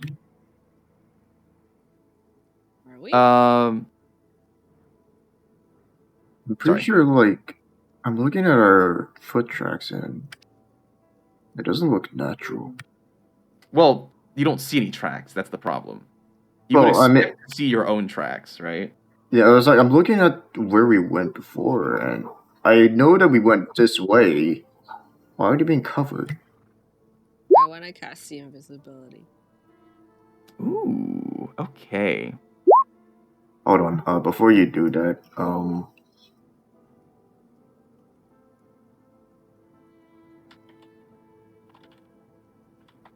wait, actually, no, see invisibility isn't an ability check, so. Yeah, it just happens. Yeah, sure. How is this gonna work here?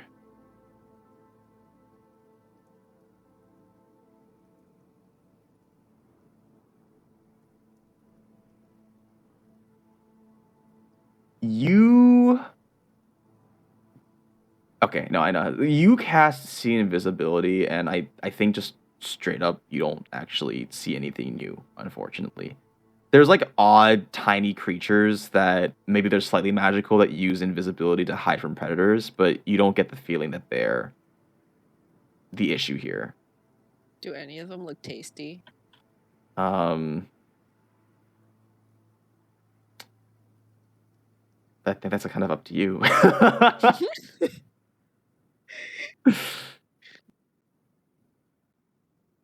I'm gonna blast one of them. Okay, yeah, you guys watch as Flinty just shoots at nothing from your perspective. It kicks up sand, and you you 1 force damage. You hear like out from wherever you shot. You hear like a. Is it dead? Yes, whatever you shot is dead. I want to run over. So you get off the wagon? Well, aren't we investigating or something? I don't know. It's kind of up to you. No, I'm not. I'm just asking you. Because okay. Is that what's happening? Yeah, I think. I mean, you guys want to investigate? I just shot something invisible. Yeah, we heard. Oh. Right. Well, it looked tasty, so I was gonna go grab it. Whatever. I'll go grab it. Okay. Whatever. I'm just gonna make an Arcana check on this tracks. See if it's familiar. Yeah. Why don't you just? Well, actually, instead of rolling Arcana, because again, I prefer it if you tell me, like with words, what you're doing, and don't just say I would like to do this check, and so I can tell you what to roll. I guess I'm going to. Why don't you actually? So you're trying to investigate these tracks, but again, you don't see any tracks, so I don't know how that works. Yeah, I'm just investigating the direction that we went in general. Since Yeah. Go ahead and I think this would be an investigation check, actually. Okay, 16. With a 16, give me a moment to set something up. But Wheelie, you sort of look around and try and get a feel for what's going on, right? And you sort of, the only tracks you see now are like Flinty's sort of, she hopped off of the wagon and she started making, and I guess Odin just sort of pulled back on the reins, Ballers whinnies and neighs a little bit, and she just sort of runs off, not too far, just to, I guess, catch her prey, right? But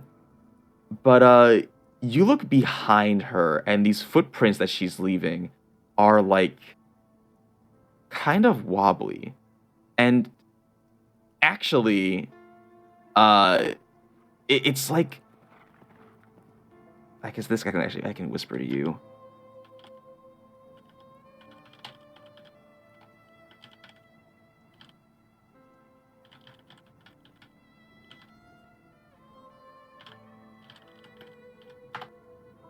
Oh, no, that's not how this works. That's not how whisper works.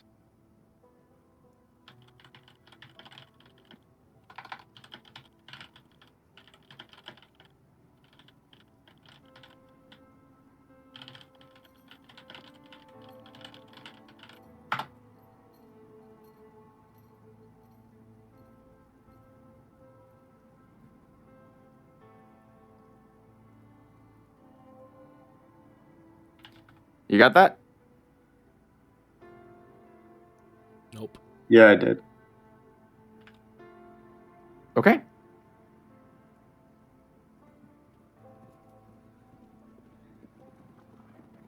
So we all know that we're lost. I mean, strictly speaking, you don't know that you're lost, but you think you're lost. I think that we're lost. So where Flinty's at, I'd like to use prestidigitation and mark that spot for. I Well- can make a small marker symbol for an hour. I actually need to stop you right there because before you do that, Oh. I'm setting something up. Hold on.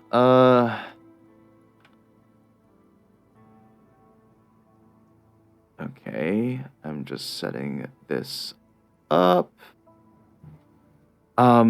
Before you're able to do that, I guess, Flinty, you're running up, and, you feel something come up behind you.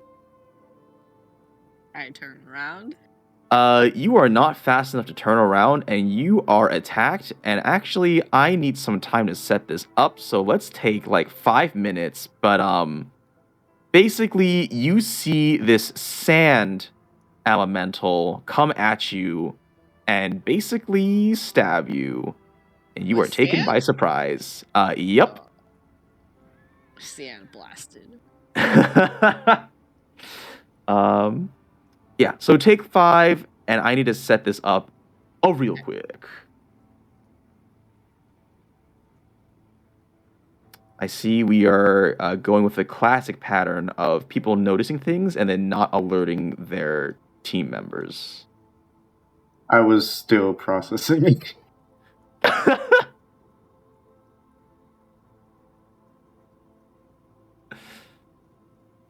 There's 6 of us here. Well, I guess there's only 5 of us here, but Galadriel's here. Oh, wait, Kazari's here too. I forgot.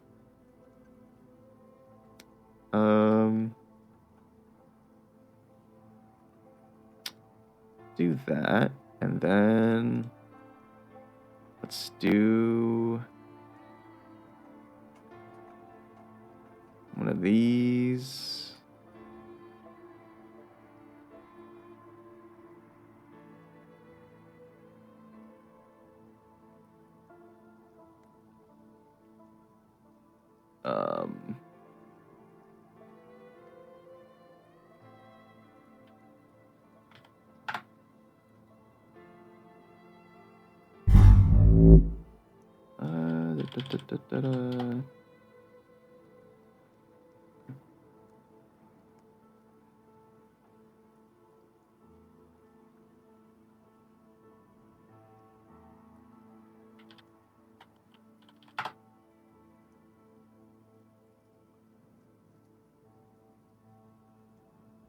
That's not how this works, and you're also not driving the cart. That's not 2-man.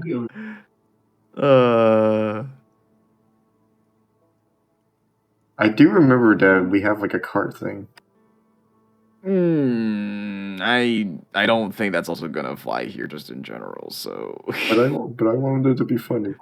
no, you're not gonna run it over. You're also gonna run over Flinty if that happens. Which might be a little problematic.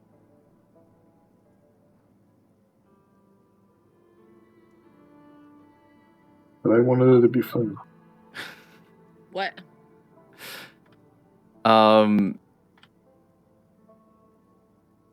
Wheelie was just trying to be dumb.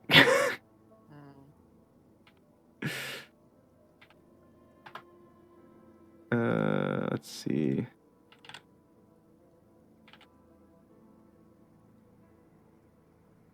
Da, da, da, da, da.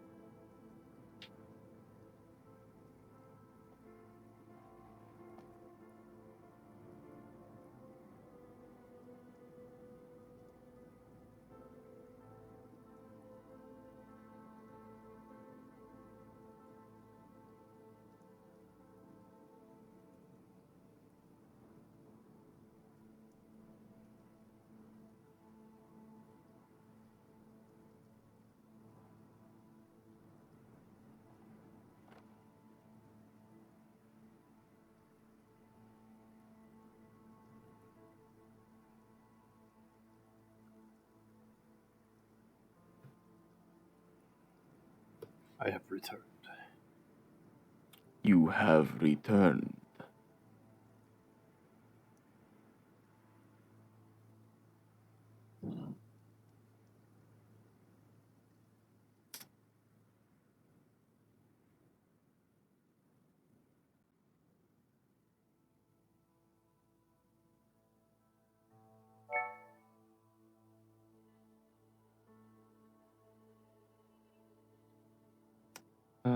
Okay, I forgot I should make one representative of this. So let's just do one of these real quick.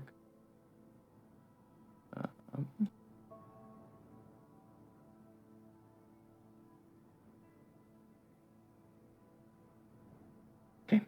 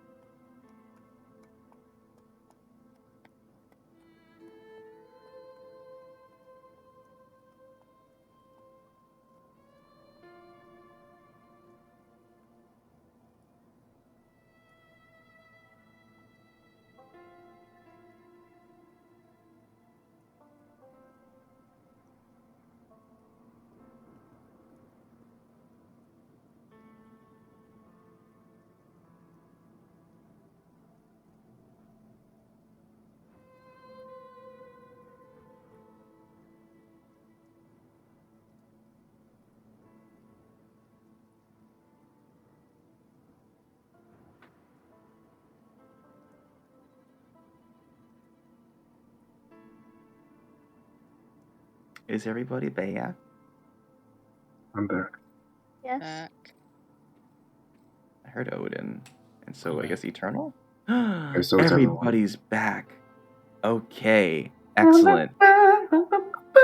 Here is the scene that is set before you.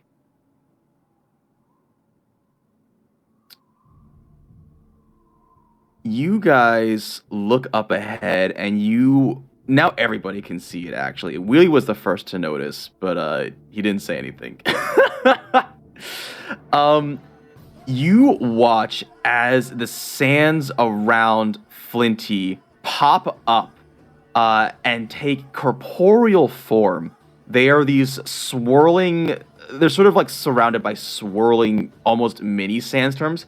And Flinty, now you having turned around, you can see them in full force. You don't exactly know what their purpose is, but you know that they are hostile and they are dead set on attacking you.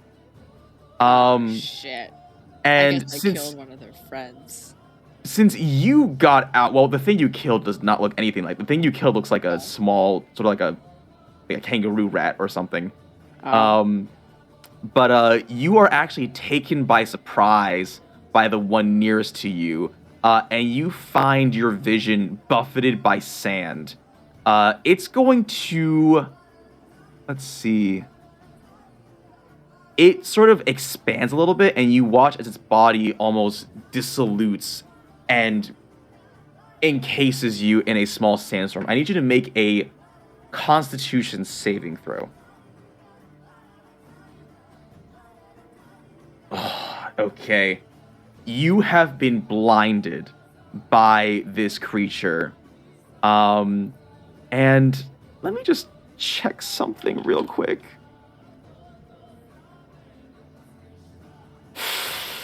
Yeah, it's gonna have advantage on the attack roll since you cannot anticipate where it's attacking from. This is a surprise round, but it's literally just this one person going. So you're gonna get hit. Rolling. I have to do the manual rolls. Does an 18 hit? I'm pretty sure it does. Yes, it does. And you're gonna get hit for...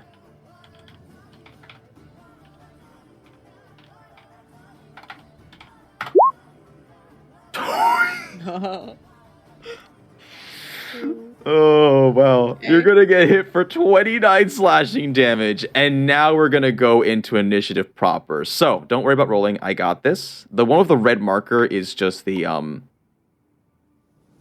They're all gonna move on the same turn, just to keep it easy. And go. Okay, excellent. So, it didn't get added? Okay, can I... Okay, that was weird. I don't know why it didn't add, but I guess I'll just roll your initiative manually. It's stupid.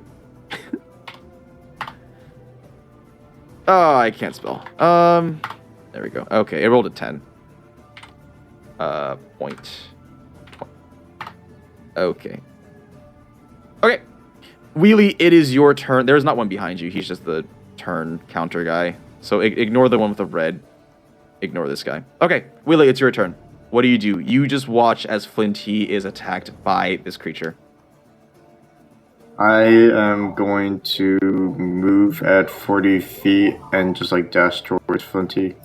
Okay, yeah, you leap off the car and you actually plant a foot, I guess, in the back of Odin, and you jump off from his shoulder. And then I am going to attack this sand elemental using my vorpal sword. Okay. Vorpal rapier. Twirling through the air, you draw your rapier, and in one graceful swipe, you attack. Let me see for... Yes, it's a long. It's a what? Nothing. I was just checking something. 16 hits for 34 damage. Yeah, you jump, and so these things thought they had to jump on Flinty. They were not expecting you roaring out from behind, and you like cleave into the shoulder of this thing. They don't bleed, right, because they're elementals, but you definitely left a mark, and it whips around and sort of bears out its two bladed sand arms at you, and it does not roar because they can't really make any noises. The wind is blowing heavily, though, and as this battle begins, the rest of you sort of look around and realize that you are surrounded sort of in the center of this giant sandstorm whirlwind that seems to have been created out of thin air. If that is all you're going to do for your turn, then I'm going to ask you to politely end. I will use my bonus action since... Actually, let me see how far Flinty is. Okay, so she's in range. I will use my bonus action to cast Shield of Faith on her.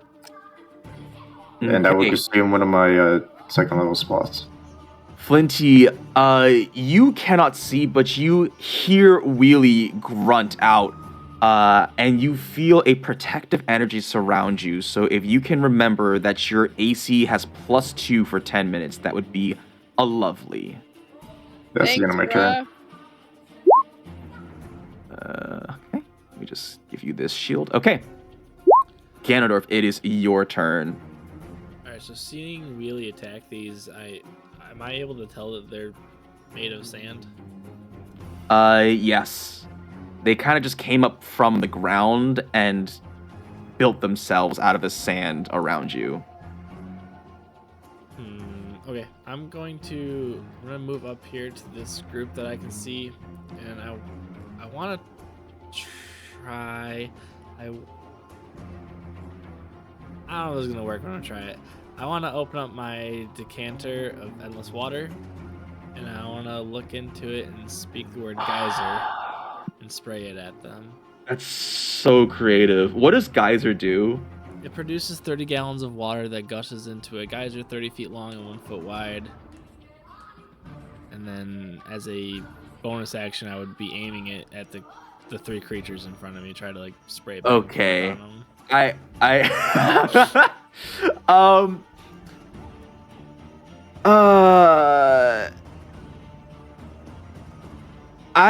Yeah, we can say it hits all of them. Why not? I like that. The 1 foot wide thing is kind of, but you can like sort of drag it across. Okay, no, this is actually really creative. I love it. You're gonna do a lot of damage. I just need to figure it out in my head. Because basically what you're doing, loose sand does not like water if it wants to stay loose. And so you're pretty much like solidifying and then boring almost a line across their bodies. So Pee on it. let's what's a good number for this? I mean, raw doesn't do much. It's just 1d4 bludgeoning damage. Right, but they're made of sand is the thing. So would they just want to say double it, like they'd be resistant or weak to it? Or? I don't think it would do way more than 1d4 because it would basically take out chunks of their bodies. Right? Okay, here's what we're gonna do. Why don't you roll damage on, I don't know, just make like the highest damage roll weapon you have, and then we'll say they have to make a in this case a dex throw, because they have to basically try to get out of the way of this thing. Does that sound good? Damage roll weapon? Yeah, just roll the highest damage roll weapon you have.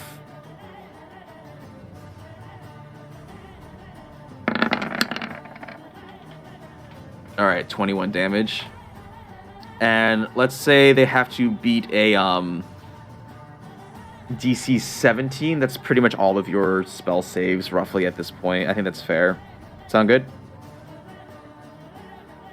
My spell saves?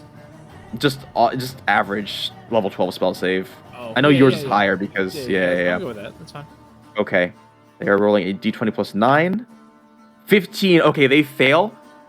You drag basically this like high pressure water cutter, and you watch as they shrink in height by just like 1 or 2 inches as you basically knock out like the center section of their torsos.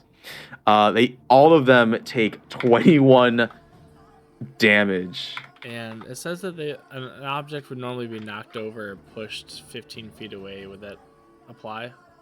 I don't think so because they are made of loose sand. Okay, and it also says that the water doesn't stop pouring out until basically the start of my next turn. So this should be a continuous geyser. Okay, yes.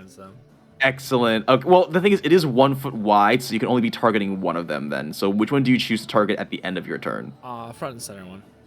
Okay, sounds good. Then on his turn, I will resolve that. Alright, then that'll be the end of my turn then. Okay. Excellent. Kazari.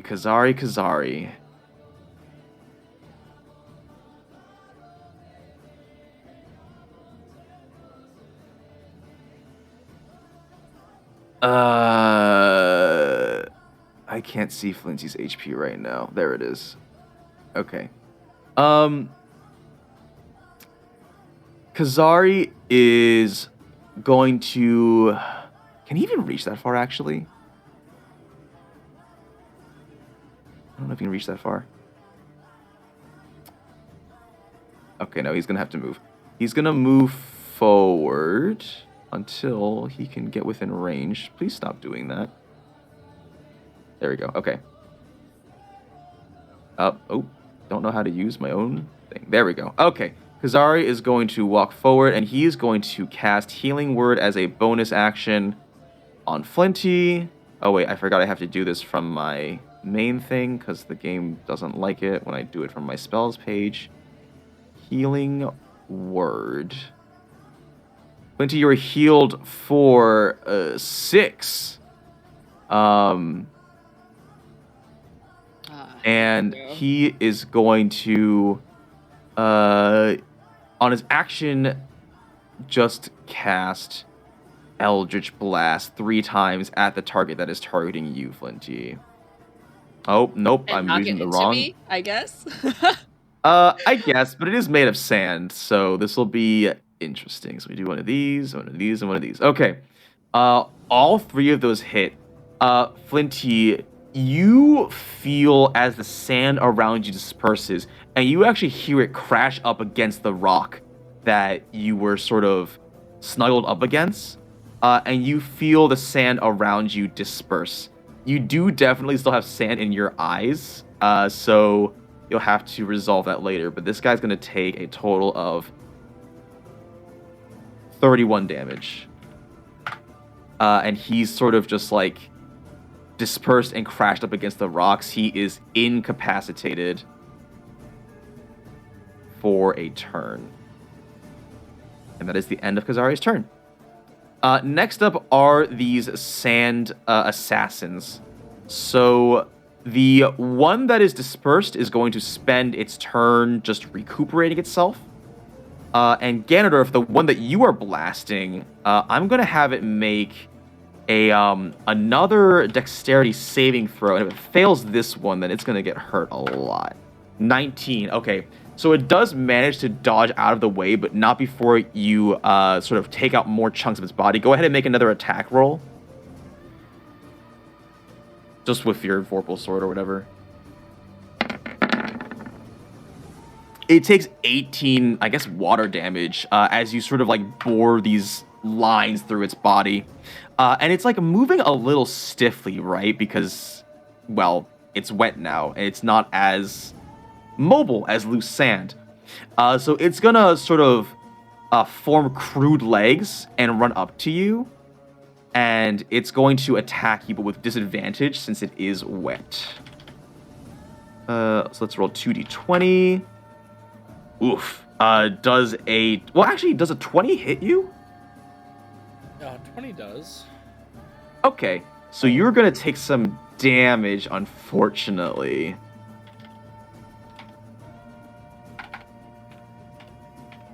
Oh, is it +3 to hit? It's +9 to hit. Oh, okay. There's disadvantage. Gotcha. You're gonna take some damage though. First comes a slash from its sand blade, and that hits you for the I guess what is that? The 12 damage, and then you notice as the sand around you whips up and sort of pellets you, coarsely, for an extra 10 damage.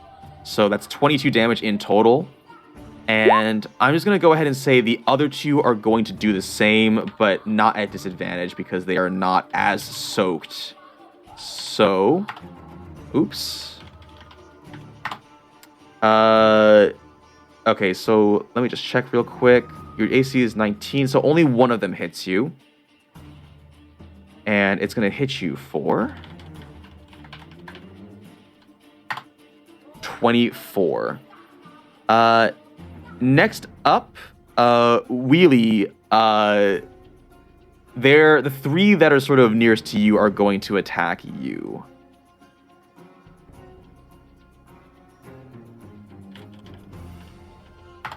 And your AC is 26. Yeah, don't worry too much about advantage. I don't have fleshed out character sheets, so I didn't want to bother dealing with that. Yeah. Plus, they kind of have the numbers advantage anyways. Okay, so only one hits you, but it is a nat 20. So you're going to take a lot of damage from that one. Okay. 68 plus 5 plus 48. You are hit for 41 damage. You actually are parrying away as two of them sort of run up to you and attack you from different directions. And you feel a sharp blade pierce through your flank, and you can see sand coming out of your mid torso in front of you, and you turn around. I'm gonna use my reaction to half that damage. Okay, excellent. Your spidey senses told you something was sneaking up behind you, and you dodge out of the way, just bringing your vital organs out of the path of this dangerous blade. It still pierces you, but sort of leaves like a nasty superficial cut through the side of your flank. And then next, these two, the two on the right are going to, you watch as they meld into the sand and disappear for a bit. Let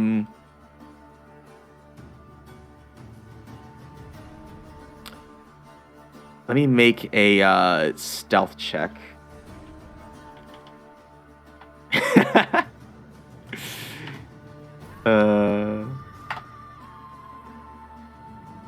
Okay, I need to check some passive perceptions here. Oh, there's no way for me to do this without invading your sheets. If you see your sheet move, you know who you are. Okay. Minus 12.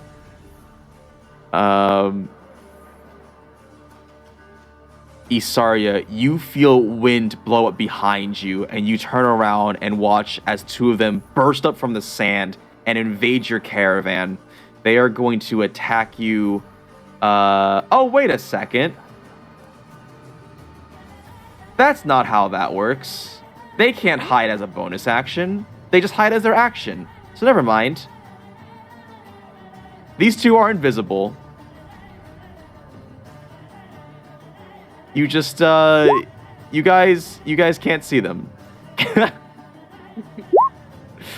I forgot, they're not rogues. They can't hide an attack on the same turn. That would be busted. Oh, I thought that was like a sand elemental thing. No, it's not. It's not. I just kind of forgot that rogues specifically can hide an attack, because that's stupid. Okay. That is the end of the Sen Elemental's turns. Flinty, it is your turn. You are blinded, though. Can I use some water to rinse the sand out of my eyes? I will say doing that will be an action, but I'll tell you that you get to make a saving throw at the end of your turn. Oh, okay. So you can still do something, but you just won't be able to see for this turn. Oh, I think I would want to see, so I'll rinse my eyes out. Okay, then you feel around your bag and you shake random cartons until you feel one that is liquid. And you pour it over your face. Thank goodness it was water. You clear blindness. Cool. Alright, so I see this incapacitated thing in front of me. Yes, he's not incapacitated anymore. It's spent his turn recuperating itself. Oh, okay.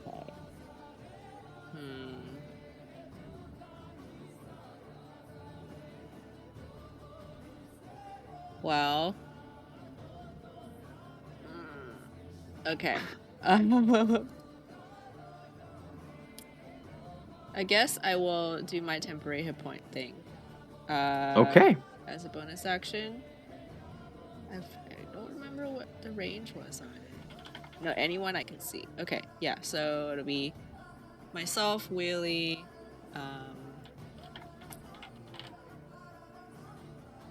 Kazari, Isarya, and Odin. Get 11 temporary hit points. 11 temp. Okay, excellent. Thanks. Are you alright? Oh, I hate sand. Okay, hold on. Is that a bad experience, or is there a particular reason? I couldn't see. Pocket sand sucks. Oh, whoops. And this thing in front of me, yeah, it's gonna come at me, but it's okay. I'm ready now. Okay. I will squint, It squints back at you. like in defense, in case more sand. Yeah. Okay, I like that. Okay. Odin, it's your turn. Who is pinging me? All right, I am going to look down my pants, and I'm going to be like, Geyser. Oh, okay. Oh no. God. Just to be clear, I need you to describe what you are doing. I'm whispering to my geyser maker. Okay. I'm not sure how you want me to resolve this. Like, it's not a magical item. Like, I don't. How? I think he's how trying to use far my can you decanter. pee? No, I think he's trying to pee. I think he's trying to pee. Oh, you're trying to pee? Yeah. Oh, what the fuck? Like, on what? On how far away? Like, Also, do you 30 just feet? do you have to say that every time you need to go? Yeah, but Geyser it's not maker. working. the It's geyser maker. you guys are making it weird. I have performance problems. I'm very anxious now. Everybody's I'm staring gonna at draw my Odin's- sword. oh my god. Okay. Did you even take I'll out your move. lily out of your armor or something like that? I don't know, actually. I'm Just gonna hanging in go there. ahead and hit these two guys.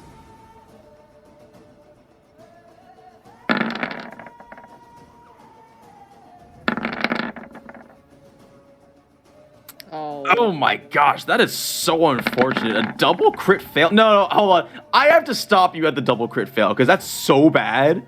Like you run up with maybe you forgot to like tighten your belt or something. You run up and you're like your free hand is still like holding up your pants. You're running up one-handed with your axe, and you just like bring it down. It is parried away, and you raise it up again, but you forget to hold on, and it just goes it just kind of goes flying, a little bit behind you, like I don't know, like this far, I guess. Oh man. You have Guys, dropped maybe your all weapon. nervous. You need to use a new weapon or something.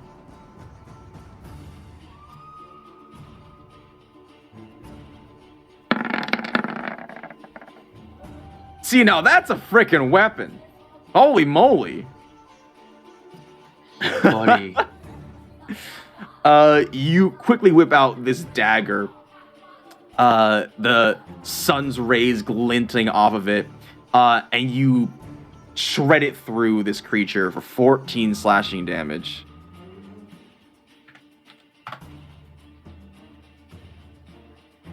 My turn. Okay, Isarya, it is your turn. Me, okay. I'm gonna look at those things by Wheelie.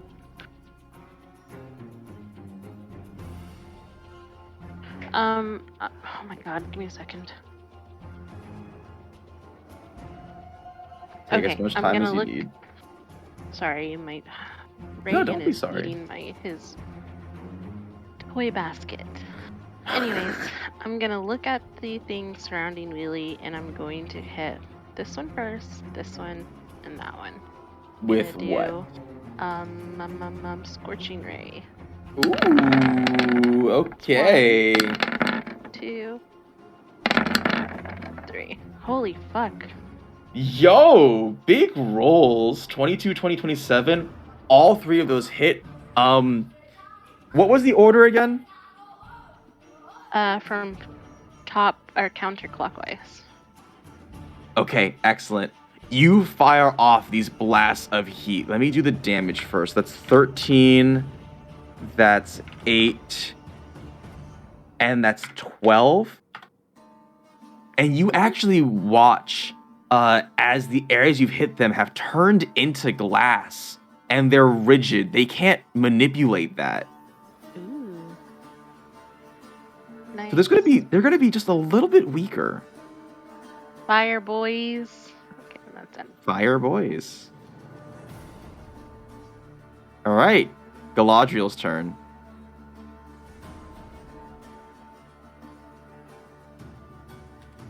All right. Galadriel is going.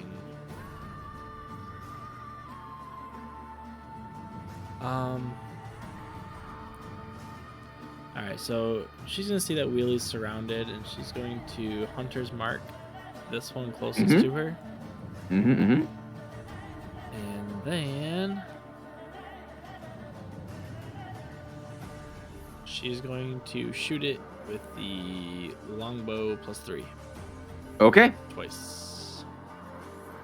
And she's gonna have her new arrow she wants to try out.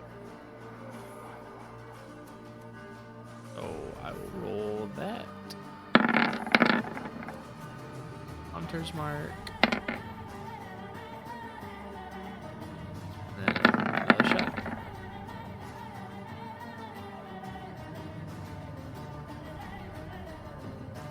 Is anybody seeing the text output, or am I just? Oh, sorry. Sounds I good. have talked myself on. It was a shit. It was a 17 plus 1. Yeah, that first hits. one, which is 11 damage from sharpshooter and 13 damage Okay. from shooting. So 24. Hunter's Mark rolled a 4. That was a 15 plus 1 / just 15 plus 1, 16 on the second Yep, hit. that hits. That's sharpshooter 11, 13 piercing. Okay, so 24, and then Hunter's Mark again. Hunter's Mark again is a 1. Okay. Cool. And that is going to be the end of her turn. She's going to stay right here. Okay.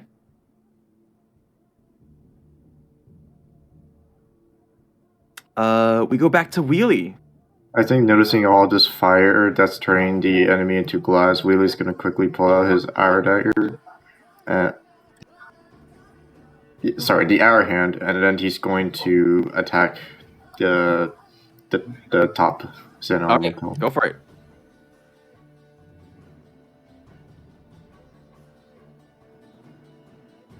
That's definitely hits. 33 plus 13 is 46 damage. It's also 30 damage plus the 3 fire and sneak / fire. Yeah. I don't know if that means anything. Don't. 46 damage, yeah. You sheath, I guess you like whip out this dagger from one of your sheaths, and you jam it into the face of this, and you watch as flames wreathe from your gauntlets and pierce down into this, and this thing sort of raises one of its arms in anguish as you turn it into a glass statue, and it does not move anymore.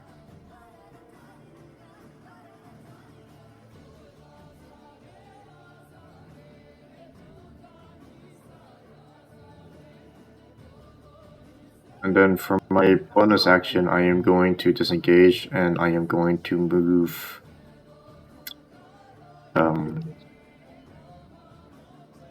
I am going to move 25 feet to where Flinty is, and I'll be there on my turn. Okay. Really fist bump me? Can't do that.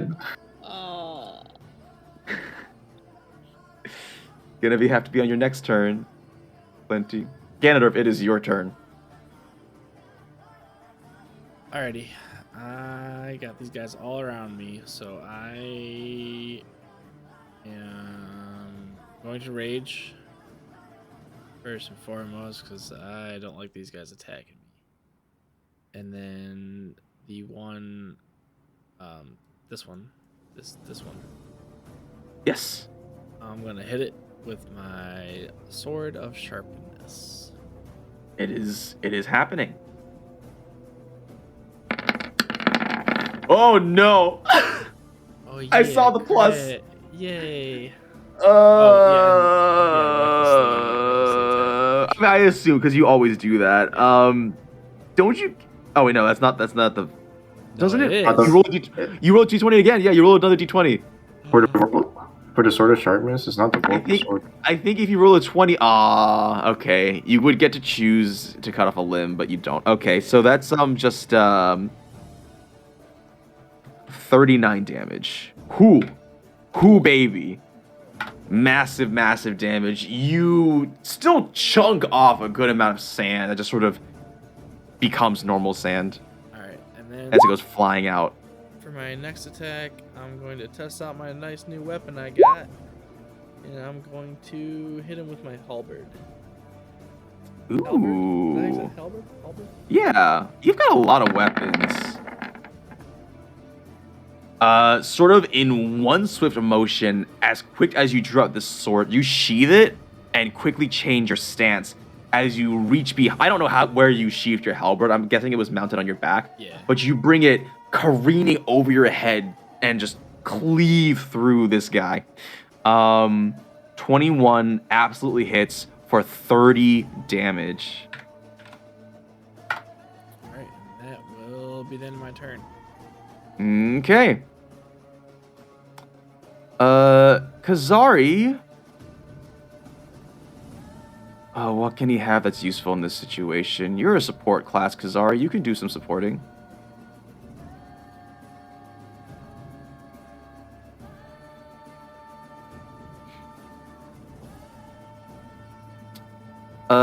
Kazari is going to cast Polymorph on... Oh boy, I can't see my thing. Kazari is going to cast Polymorph on the sand elemental in front of him. This guy right here. Are you broken too? Why are all my spells broken? Let me try that again. Thank you. Okay. So the sand element... Huh? I actually saw that. Oh, I missed it, I guess. Whoops, that's my fault. Okay. They have to make a wisdom saving throw. And it rolled a 4. Okay. He's going to... What's thematic? He's going to turn it into a kangaroo rat. Let's... What image should I give it for this? I'll give it the snail image, because it is now a kangaroo rat. And he's also... Where'd my character sheet go? Hello? My character sheet has disappeared from my screen. Oh, there you are. He's also going to use 2 sorcery points and use what's the word? Quicken spell to cast Eldritch Blast on the one that is hurting or real bad. So Eldritch Blast, 1 and 2 and 3. That is 23, 31 damage. Ganondorf, you hear bolts whizzing as they curve around you and slam into this elemental, these rainbow butterflies. And as they collide simultaneously, it just sort of blows backwards and disperses as normal sand. It has been defeated, and that is the end of Kazari's turn.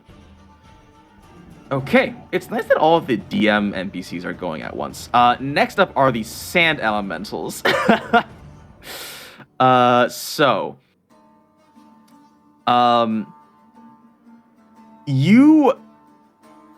Okay, the one next to Wheelie and Flinty, you actually watch as it backs off. If you want to use your attack of opportunity, you may.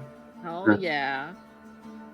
And while you do that, it's going to attempt to hide, excuse me, not high. I don't think you can use the hour hand because I don't think you can sneak because you're next to Flinty. Yeah, so just take away the sneak. Yep, so just the 13. Flinty, that unfortunately just barely misses. I'm sorry.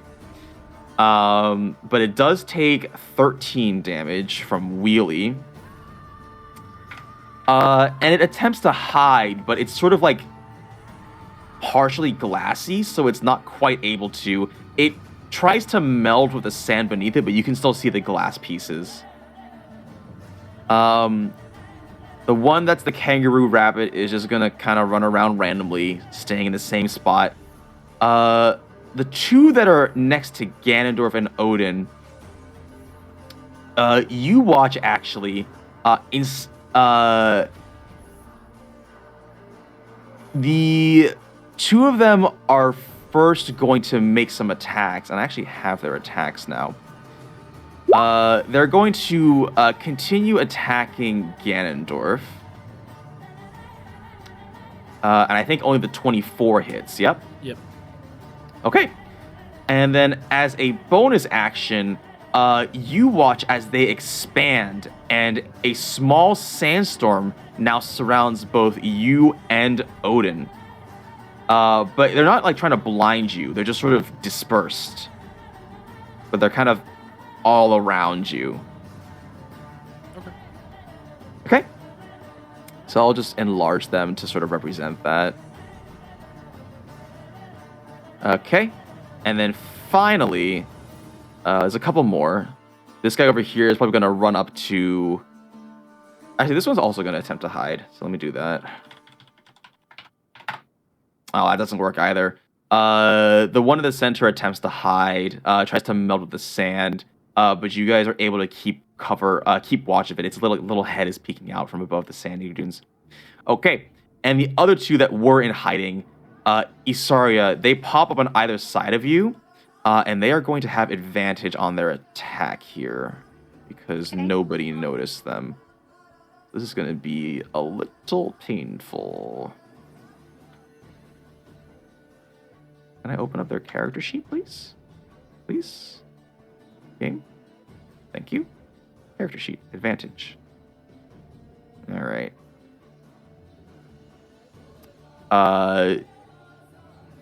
It looks like both of those hit, and you're going to take 31 and then 25.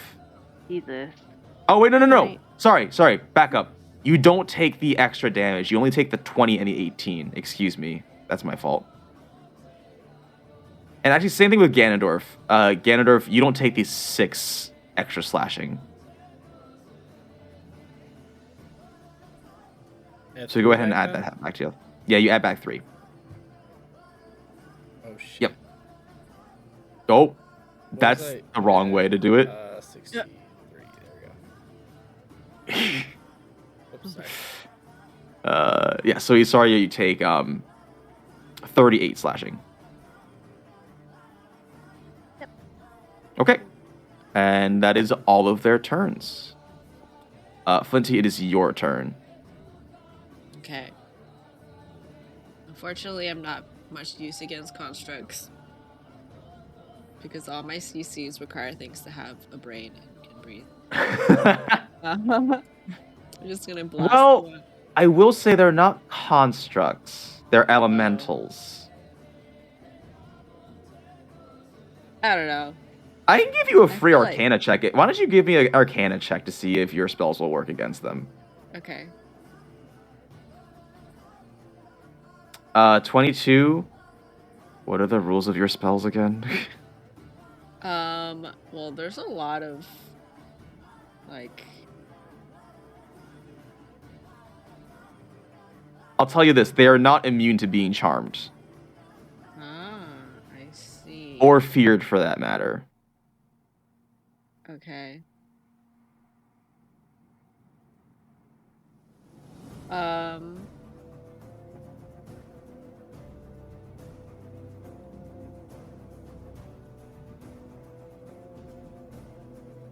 I'm just gonna blast the one in front of me. You're just gonna take out your gun and shoot it. Okay. Well, yeah, well...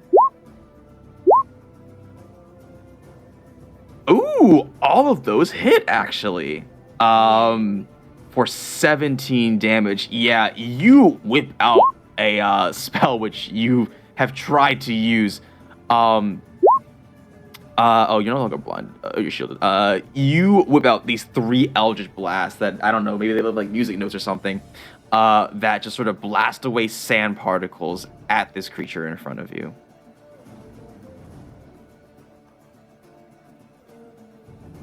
Okay. And then I'm gonna move behind Wheelie.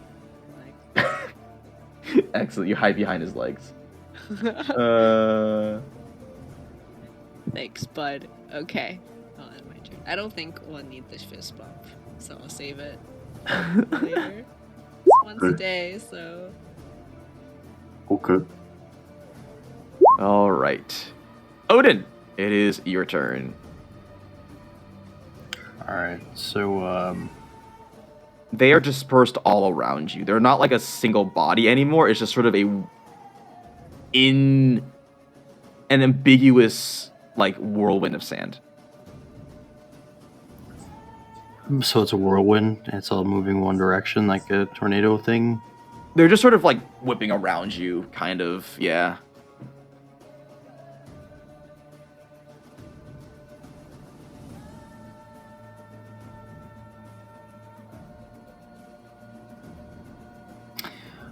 I would like to open my bag of holding and try to collect the sand.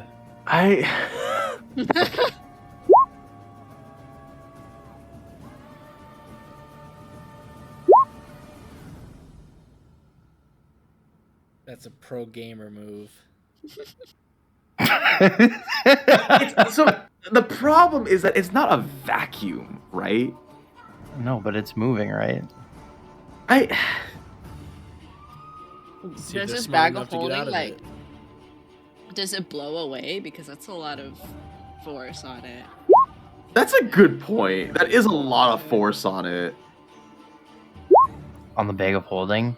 Yeah. Well, am I flying away with it? Well, make a strength check and we'll see. Absolutely. That might be fun. Absolutely not. If this is what you want to do. Oh, dude. Okay, you're not flying away with it, but your bag of holding just kind of goes flying like away like 50 feet.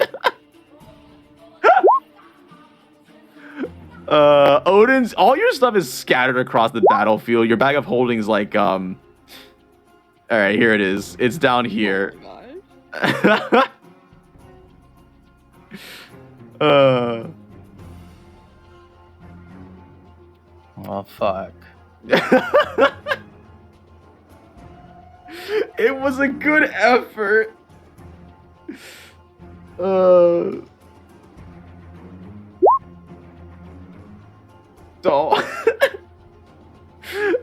Sorry, it's your turn. Okay.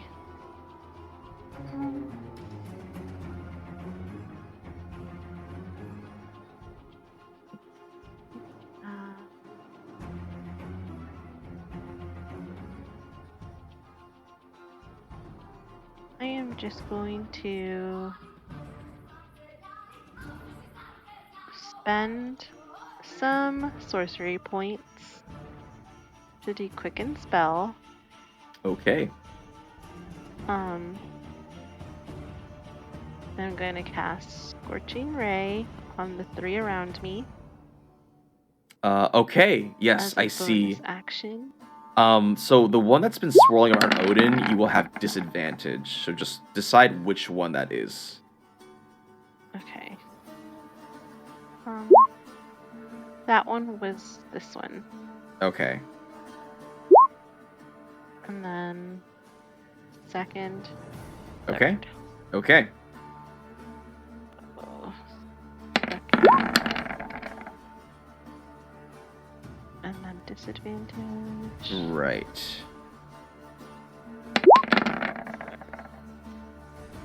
Oof.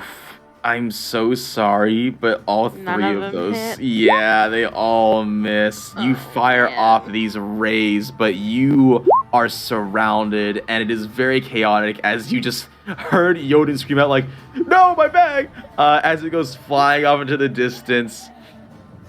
Yeah. Do it again. Oh yeah, go ahead and do it again. And it's the same order. Okay. Oh, I rolled that Oh, with disadvantage, so I'll just man. make it that one. I mean, 12 still does not hit though. Yeah. Unfortunate. Oh my god, my rolls are done. Okay, that's not a problem, Odin. We'll end it after we get to the top of the order. That one hits though. 3. And that one also hits. Okay, so the two to either side of you are gonna take 16 and then 10. And they also start hardening and turning into glass. Very nice. Okay. Now he Alright, does guys, I'm gonna- sustain put. I'm gonna duck out. Yep. Good night, Odin. See Have a ya, good night, guys. Odin. Night. For Galadriel's turn, she's not. She wouldn't be considered in melee range of the two that are attacking Isarya. Is she? Like she can back up without provoking opportunity or no? Nope, they could still attack of opportunity her because melee range is literally in the 8 squares around you. Okay. Then she is going to attack this one here with her Vorpal Longsword.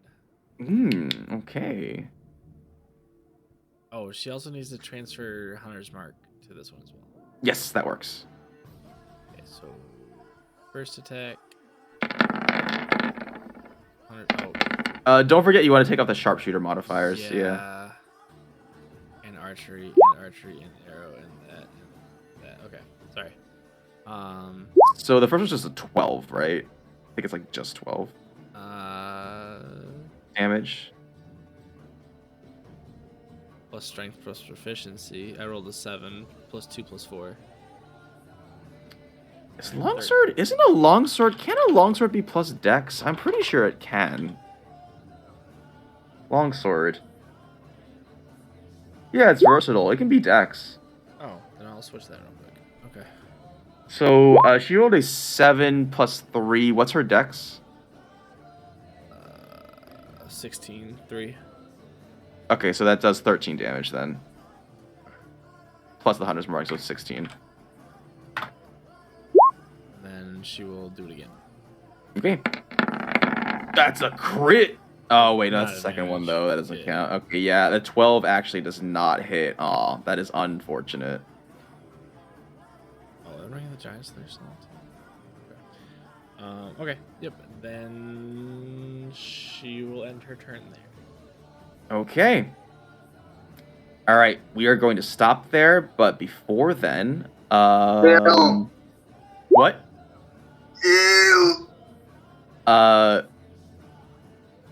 I guess no. I don't want to actually just make a check here because this is pertinent, lore important information.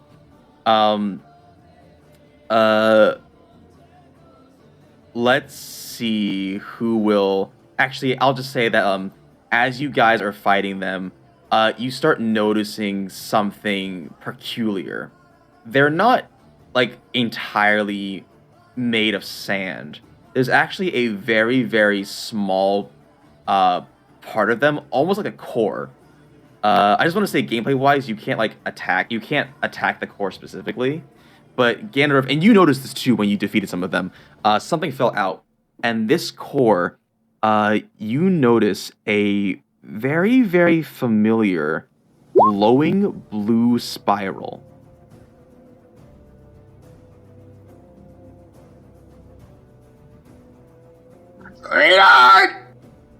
It's a glowing blue spiral. A glowing blue spiral that harkens back to the time that you were in Hildebrand. What? Somewhere in the distance, you hear a gnome cackle. Reynard, that's Let's so play some good. shit. Let's play some shit. We are going to end it there. As we have said, because a lot of us have a lot of stuff going on Saturdays, we're taking it down from twice a week to once a week on Friday evenings. Unless there's huge demand to meet tomorrow. But other than that, have a good week, guys. And welcome back to the main campaign where we see some familiar faces. Woo woo. Yay. All right. All right, everyone, have a good I night. love. Good night. Thank you. Good night, Good guys. night. See ya.